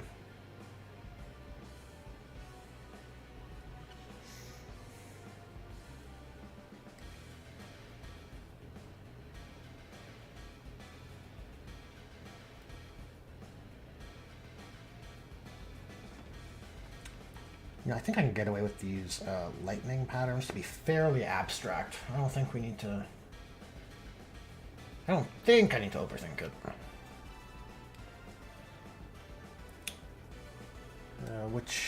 So we got lightning a lot happening on this side, so on this armor piece it'll be on the outside.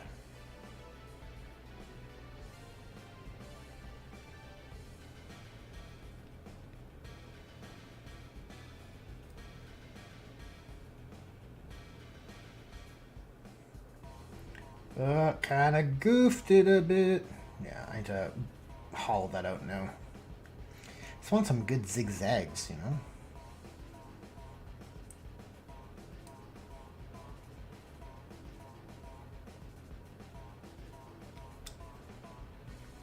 So then we have a good through line. I just want to make sure there's some lightning on each angle we're looking, right? So this way we're good. You know what? This should have been further over.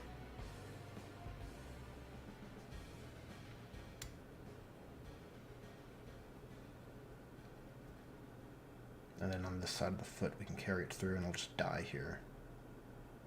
I think that's cool.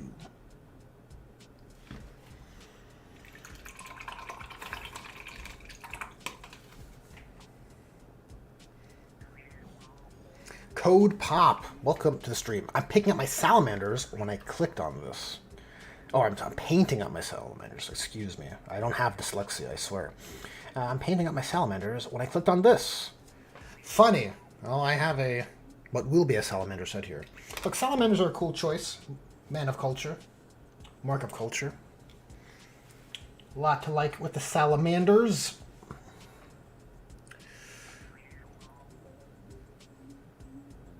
Though I have been feeling away from them a little bit. I won't lie. And I don't know if that's because, maybe subconsciously, I'm more or less done painting my salamanders collection. There's a few odd items in the backlog, but it's like nothing necessary. And maybe that's just influencing my attachment to them. I also think it's the rules presently. There's always a bit of influence there, right? When the rules are such, you're kind of like turned off by whatever those poor rules apply to. It's not to say salamanders are bad. You just have to play them as ultramarines if you want to function in 10th edition.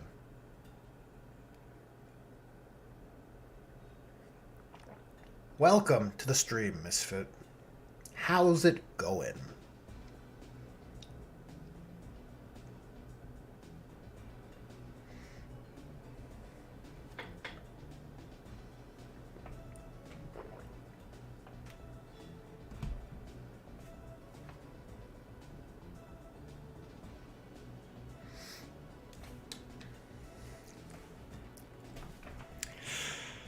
Okay, so I do think, yeah, looking at the hand and the readability, I think for sure that's the right choice. I want to put a wash over it, though. I'm going to try and cheat a bit. Maybe we should use a brown wash. Make it dirty. Make it nice and dirty. We have a homebrew wash here, which might make it shiny, and I don't want that. So we'll use regular Earthshade. Yeah, I tried making my own wash, and while it does work, it tends to make things shiny, which I don't like. But it's good for terrain. Then you're just gonna dry brush it and maybe even varnish, and it's no big deal. Ain't nothing but a thing.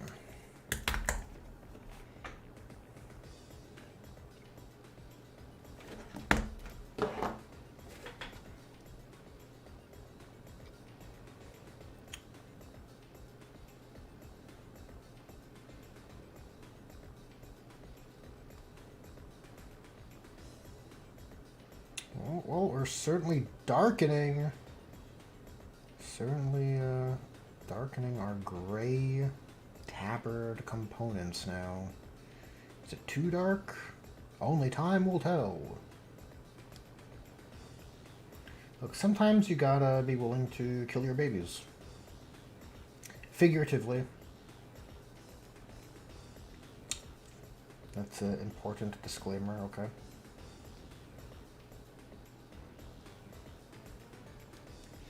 Actually, while it's drying, I want to build up some more of that gray back in.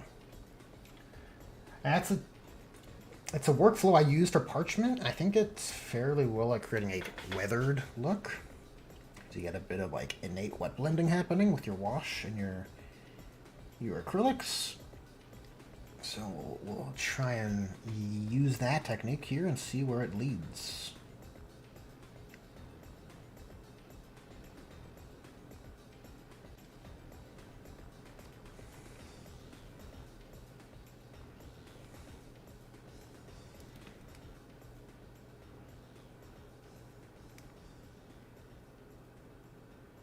I think it's looking more interesting for it.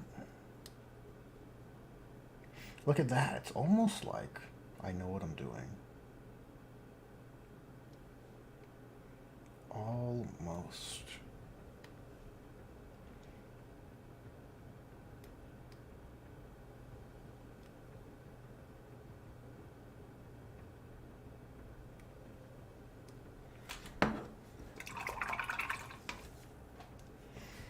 What is this?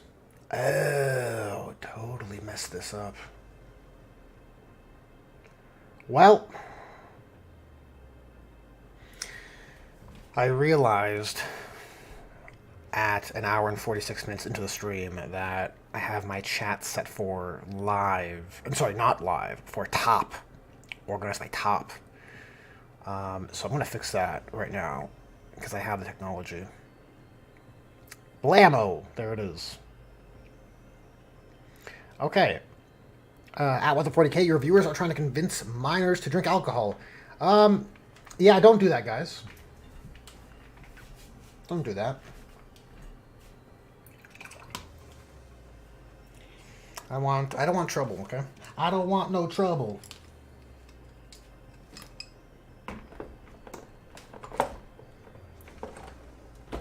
Code Pop says, yeah, I've only played a couple games back in 9th, and I never finished painting them. I hope they get some love soon.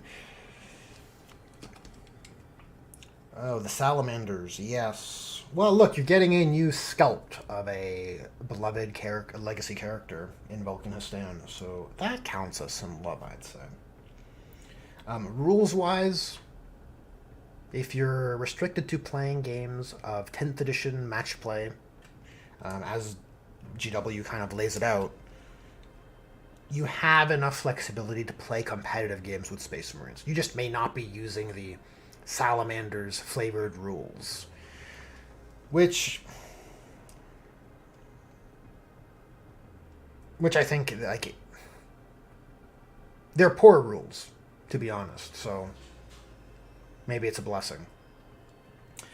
Maybe it's a blessing. I have very mixed feelings. Not mixed feelings. I have very poor feelings on the Salamander's detachment. I think it's bad. I think it's weak sauce. Not just from potency, just from a design point of view. I think, and I had this thought the other day too, guys. So hear me out on this. I was having these weird thoughts lately around war gear, right? And how important it is and all of that. And as GW begins to strip more and more war gear out of the game systems, which they, well, with recent Horus Heresy 3 controversies and in 40k since 8th edition, we've been seeing the removal of war gear items and units designed for flexible war gear options, right? As that gets stripped more and more away, I can't help but feel that is in turn going to pull flavor away from thematic armies, right? Like where Salamanders used to have rules, oh, Flame and Melta weapons, +1 to wound, right? Very Salamanders-y, obviously. Maybe too memey, perhaps. But now that war gear is less available on the whole, you can't have that kind of design space anymore, because it's not serviceable for what the current paradigm is bound by. And so you're kind of making your own bed here. Like, as you strip war gear away, I think, to some degree, your rules design is also going to suffer as well. You're going to lose flavor there. Right? So now, instead of Salamanders being bosses with their Flamers and Meltas, you have them being, oh, we're good at fighting up close, which happens to be the effective range of Flamers and Meltas. But actually, Ultramarines can use Flamers and Meltas better because they just have better rules generally. Which is technically a different problem, but I think my point has come across here. We're spitballing it live, so it's a bit that concept, this idea might need some massaging, but I think there's something to it. I think there's something to it. Oh, it seems like my... no. Thought my OBS crashed, but we're alright. We alright.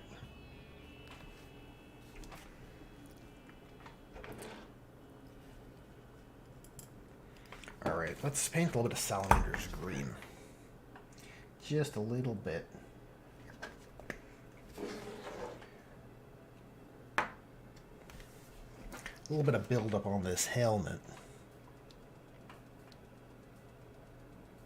Oh, shit. We could also do with painting some of that dryad bark wood color, which I recall taking out of the paint bucket and not using.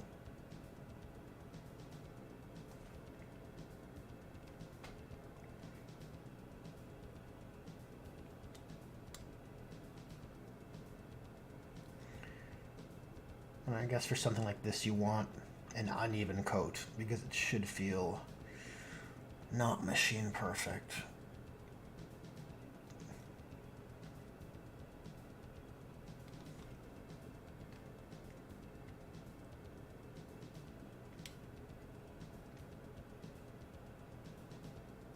I actually wonder if this should have another wash with a different green, like a Bealtan green wash or something. Might be worth considering. What's up with these white spots? Is that primer or the wash dry in a weird way and left like artifacts in here? You guys see that? These white spots. What's up with that?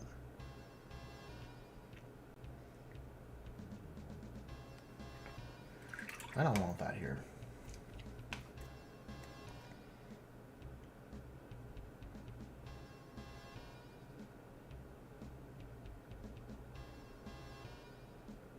We're just gonna have to fill those in.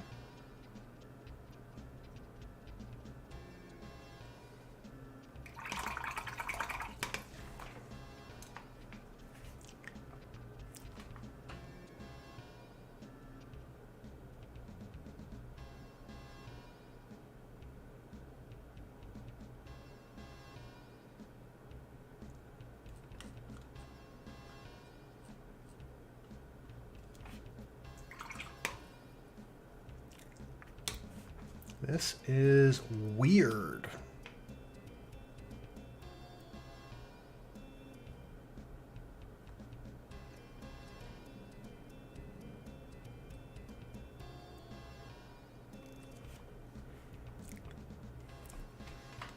Okay, well, I guess the helmet's better for that. Then we have a salamander's face in there I gotta paint. Which you can probably get away with just gray and a wash.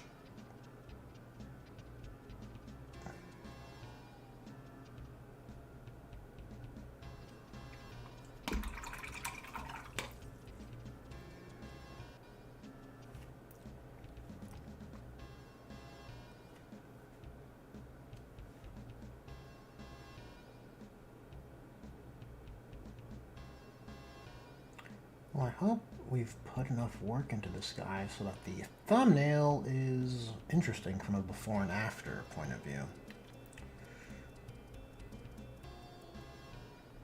And I don't always paint with that in mind, kind of just going with the flow here.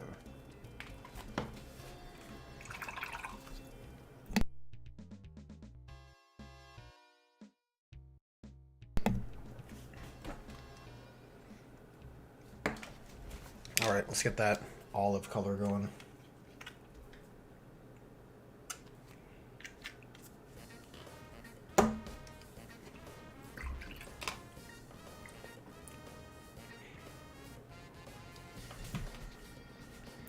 At least that way we'll end the stream in a way where all the components have been picked out.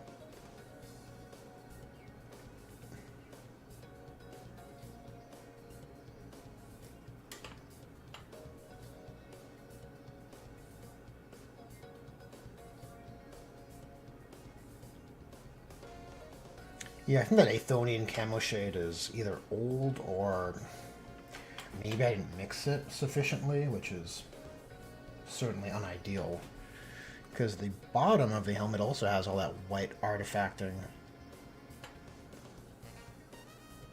Guardsman has it as well. How annoying.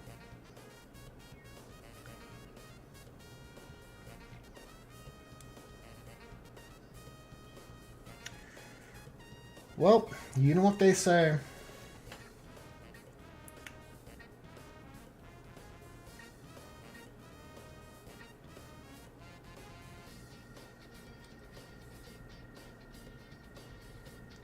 You know what they say.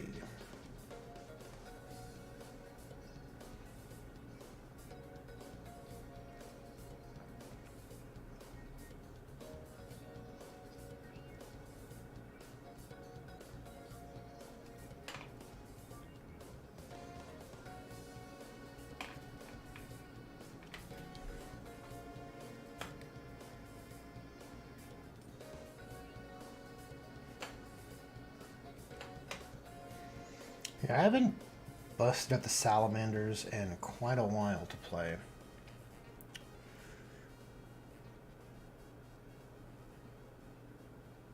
Been on more of a Tyranids kick as of late, at least with regards to 40k anyways.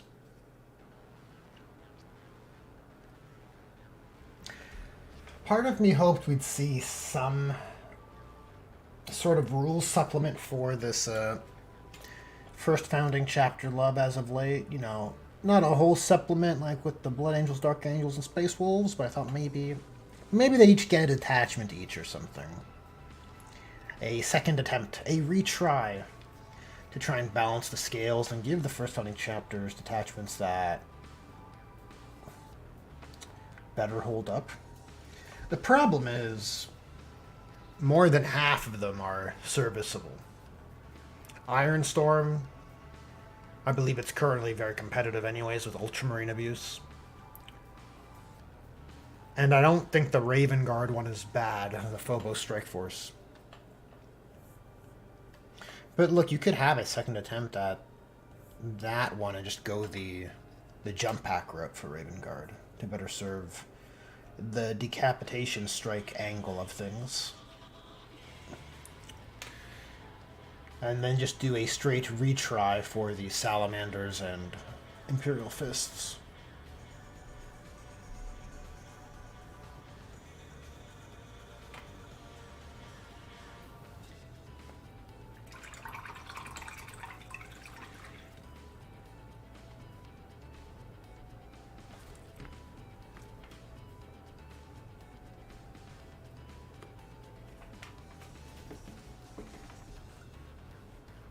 Whoops.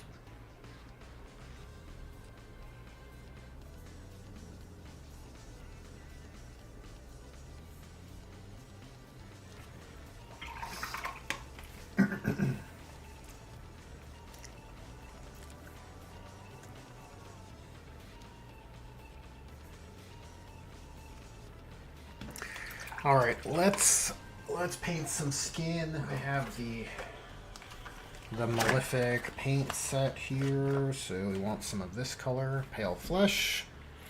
Figure if you're carrying skin cloths around, it's going to be a bit haggard. It'll be a bit pale, a bit dead.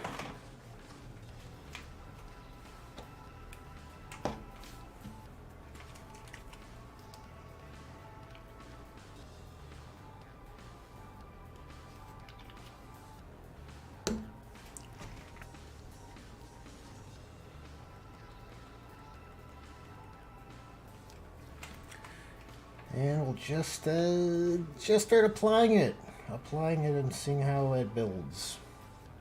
I mean, normally when I'm painting skin, it's usually on something like a face, and I'm feeling a lot of pressure to make it beautiful, but in this case, I don't think that pressure is warranted.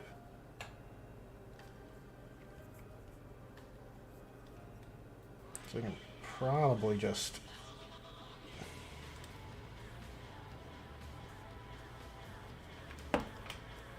I'm going to water this down a bit more.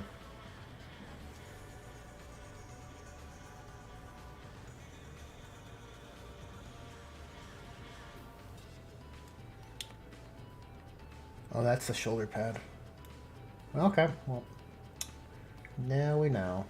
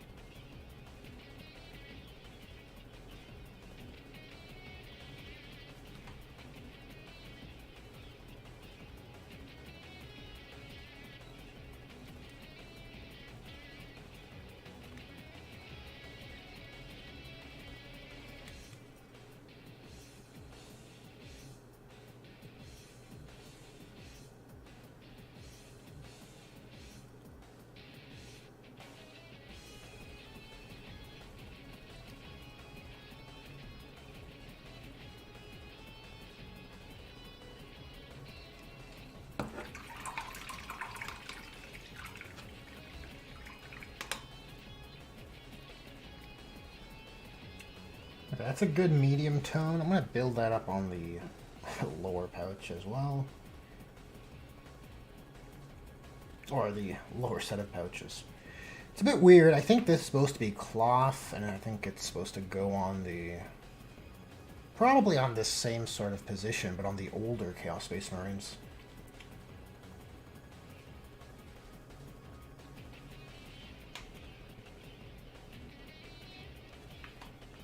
I don't know how the holster is stuck to the skin cloth, but we'll have to imagine. We'll have to imagine how it all connects.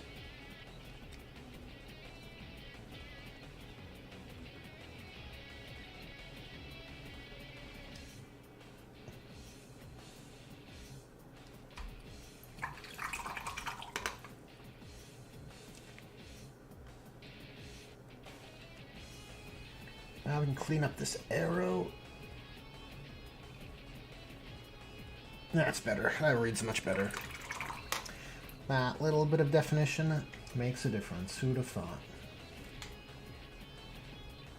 And for the hand. That's a bit too strong. Sort of over blew it there, but we'll have to live with it.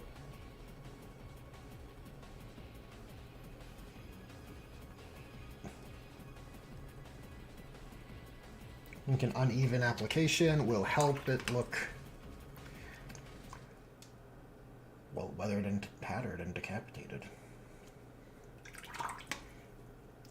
I think I'll just do a pure brighter tone on the knuckles to help pick those out.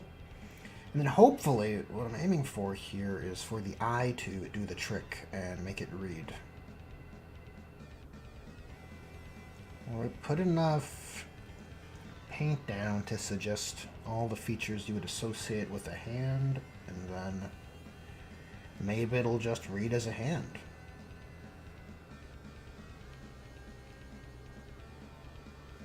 Alright, so I'm just subdividing by half each time on the digits. Oh, kind of goofed that one. Let's see.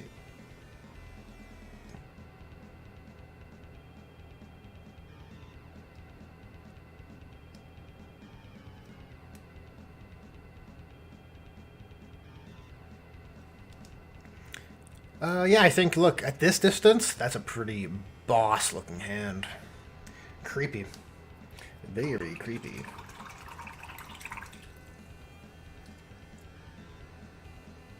Let's do another pass on this shoulder detail. It is an awesome sculpt.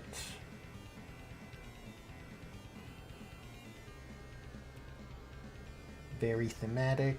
I want to give it its due.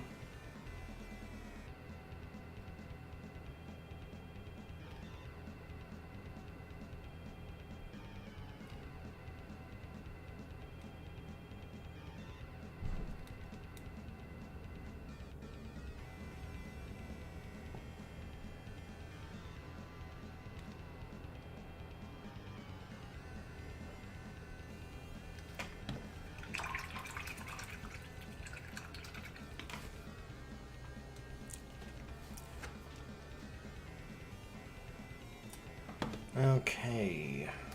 Add this dark tone as well, and I usually... It's like a 4-step skin process for faces, but on these tattered scraps of skin, I don't think it is warranted to go all out. So I'm just going to darken that initial base color and just try and define the underside a little bit, so it doesn't look completely unpainted.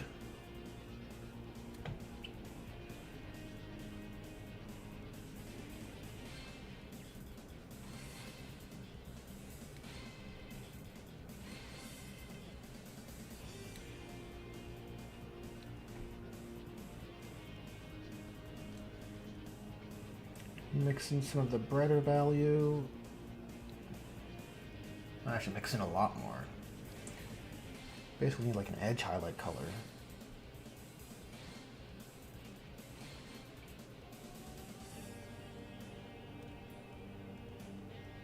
I want this to read.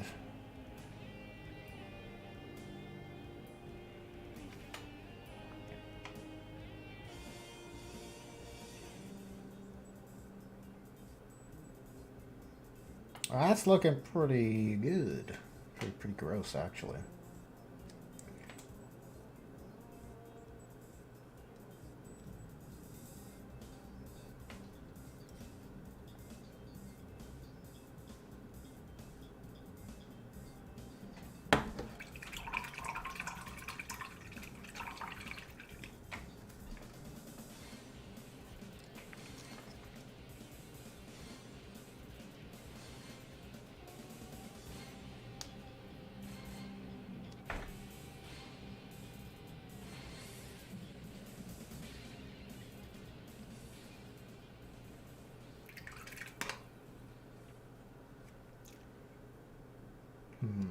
What else? What else? Can I build up that base color anymore? I'll paint some texture in the opposite direction.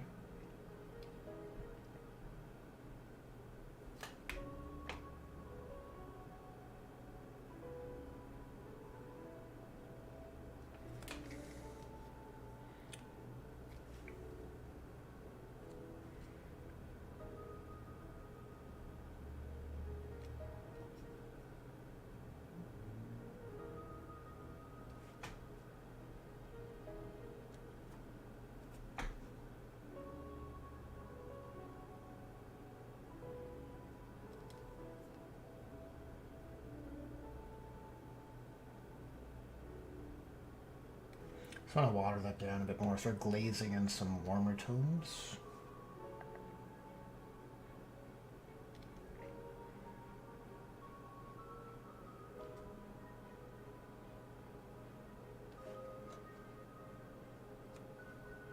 And then bring back that value here.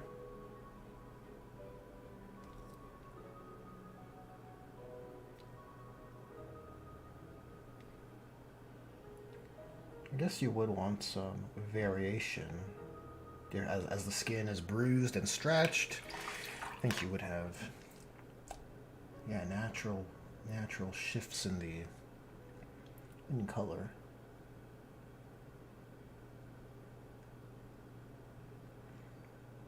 That does make the sense. Well, that's a pretty pretty good shoulder pad.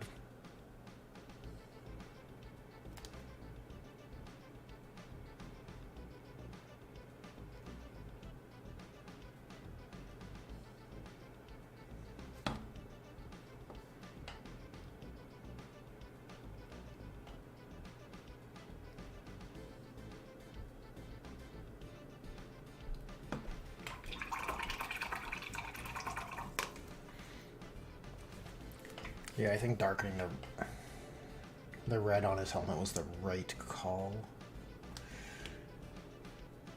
Okay, let's see if I can tighten up this lightning.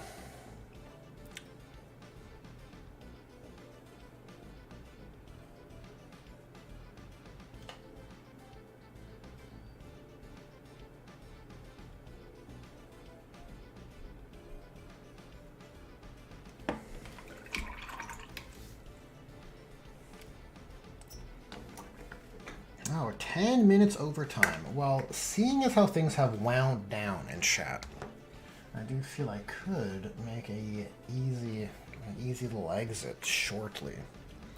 So once this lightning is cleaned up here, and I probably should clean up the section on his leg as well, we'll call the stream wrapped.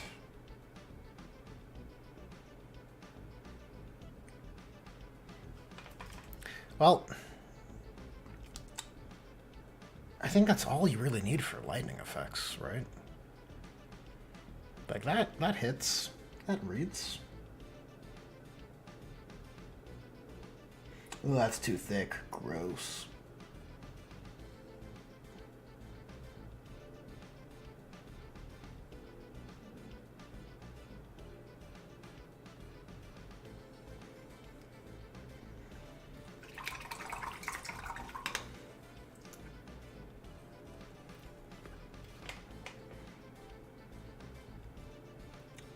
Let's tighten that up a little bit.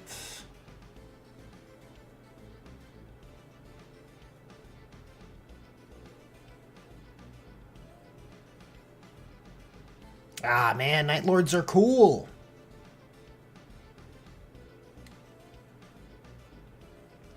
It's a good aesthetic. I get it.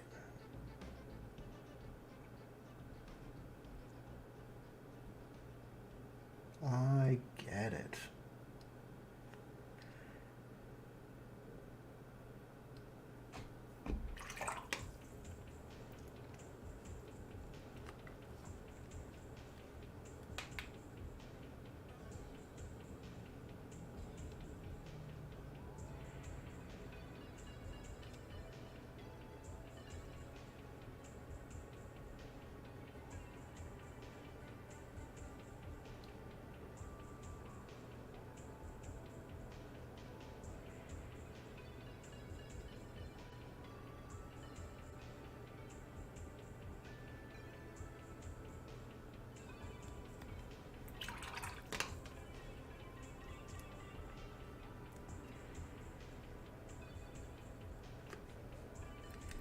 And really stretching the Prussian blue to its limit.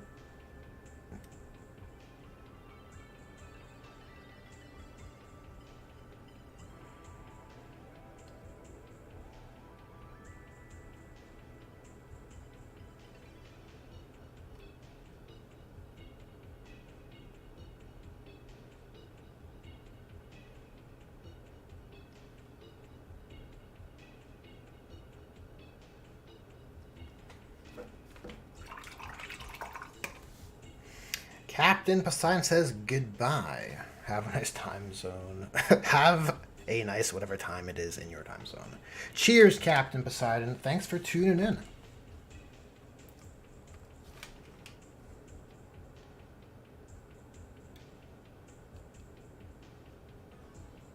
We'll be wrapping this up shortly, I swear.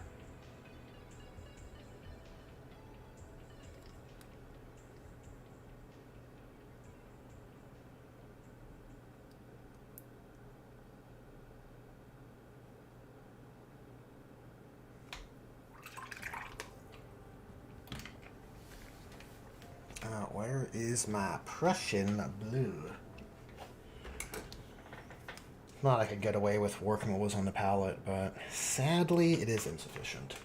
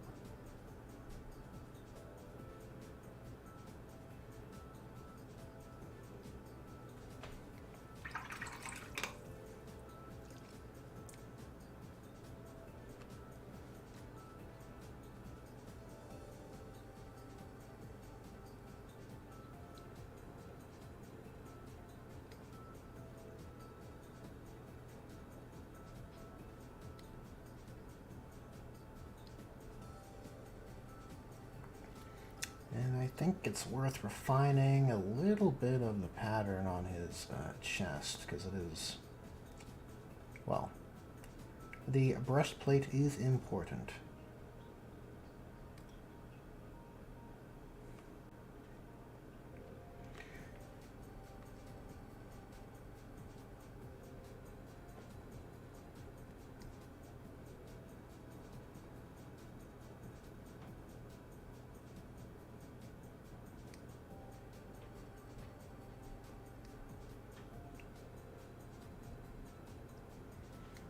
I think that's reading a bit better. Nice. Just a touch up on the shoulder.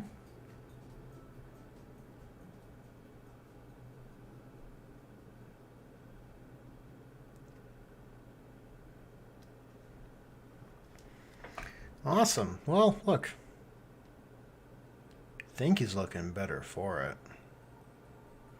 I mean, unfortunately, the thumbnail won't. We won't see this side. This is looking pretty dope, actually.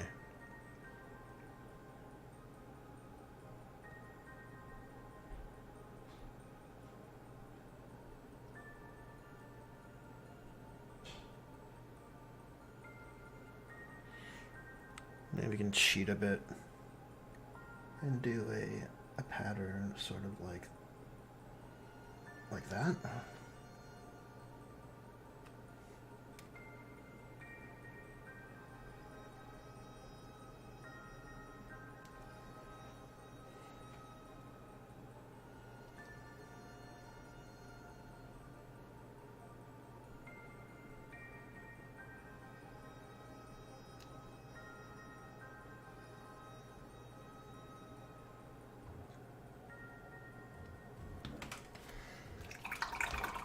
Okay, after this, I swear, we're wrapping up.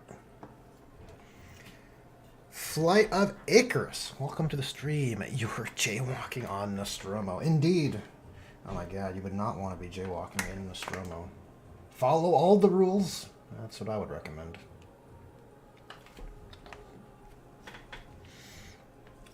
How's it going, Flight of Icarus? You've caught the end of the stream. Well, I mean, if things pick up, I'm open to continuing. But if it's simmering down, I think I'll wrap up and get some grub.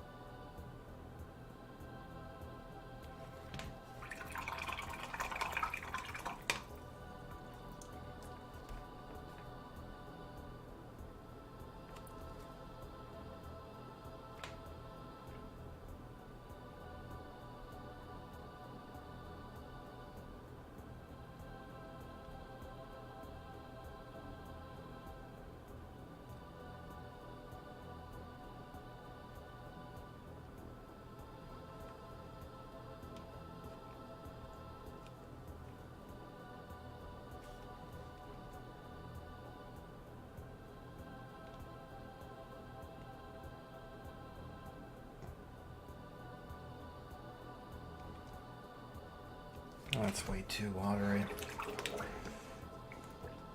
It appears I watered down that white a bit too much.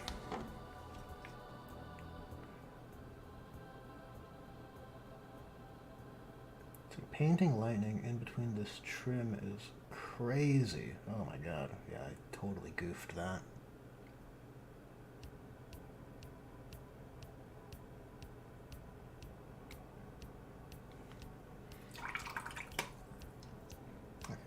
Get the Prussian blue, go back in there and clean it up. Clean it up.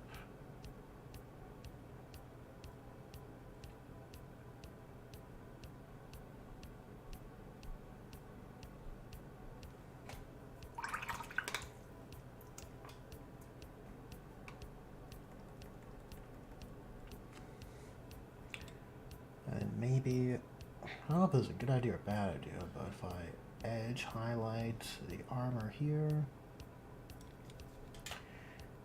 try and bump up that readability. I mean, surely edge highlighting is never a bad idea.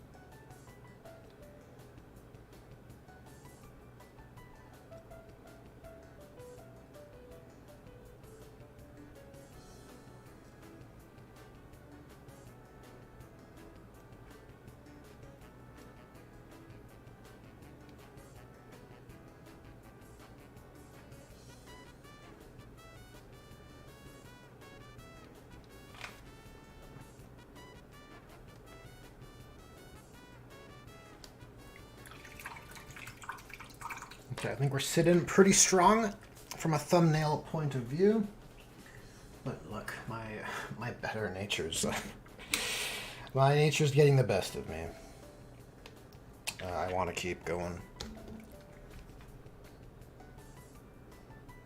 The hobby has a hold on me. I mean, this he's just coming together real nice.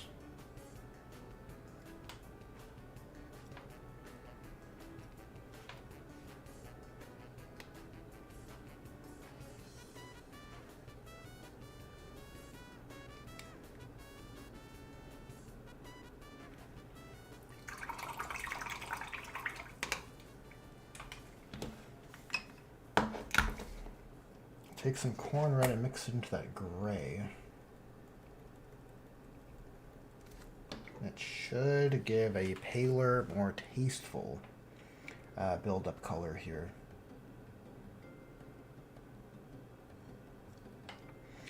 Because I think what I had before at the start of the stream was just too saturated. I think it's fundamentally the wrong choice. I think you want drabber values for that broody Night Lord's aesthetic. Flight Vicar says, hoping to build some inquisitorial agents when I get home. Oh, nice. Nice. Inquisitorial agents, eh? Working on your own band of inquisitors? There's an appeal to that, which I can certainly get behind.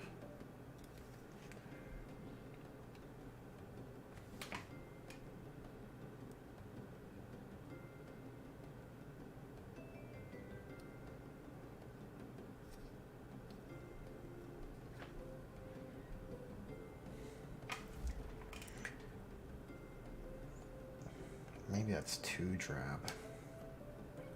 I don't know. Mixing some more pure red. Where does that leave us?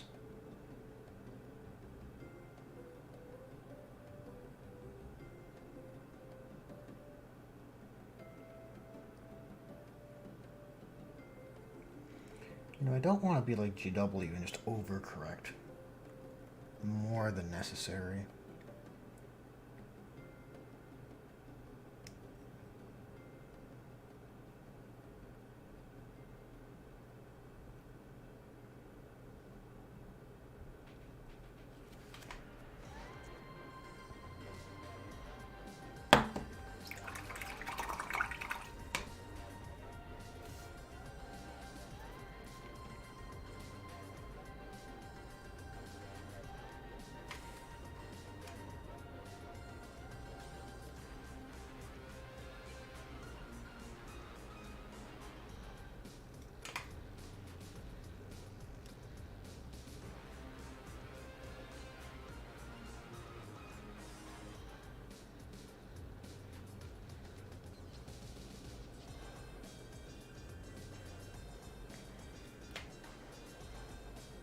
I think it's looking pretty good.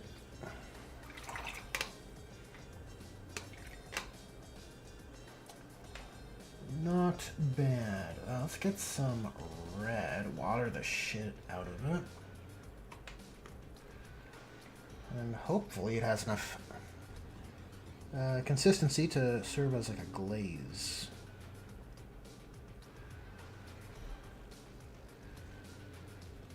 That's really what I want.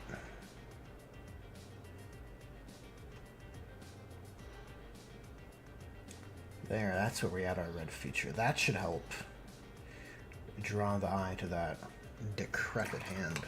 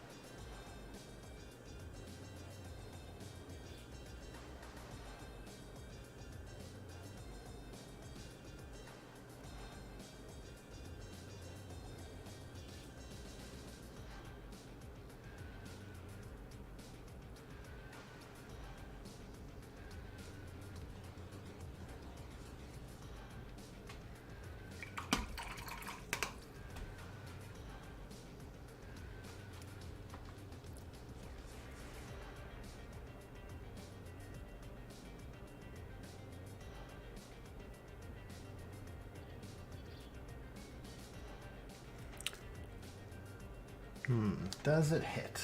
Does this hit? I think it does.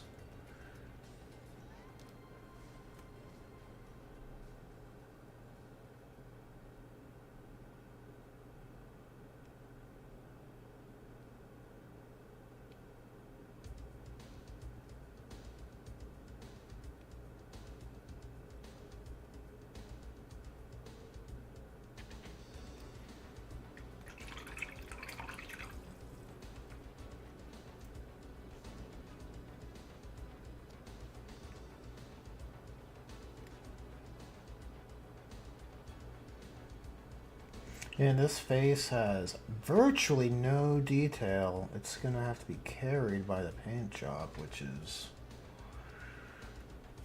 less than ideal, that's for sure.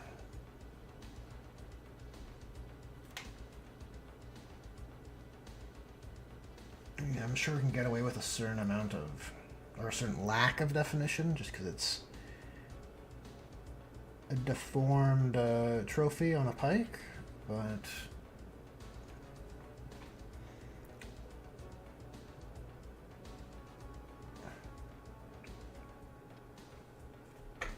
I don't think a simple wash and contrast will do.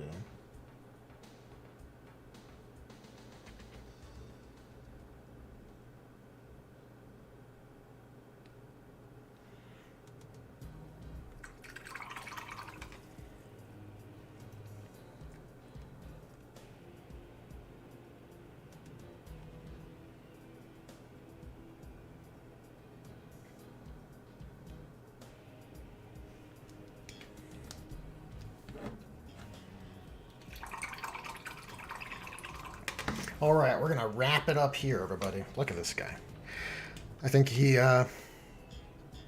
made some good progress here. Looks awesome. He's shaping up. He's gonna be a strong piece, I think. A strong model once he's done. Worthy as a Legion exemplar, I think. Alrighty, well, anyways, if you made it to the end of the stream, you guys are the real hobby heroes. Thanks to everyone who tuned in and shared in the hobby camaraderie.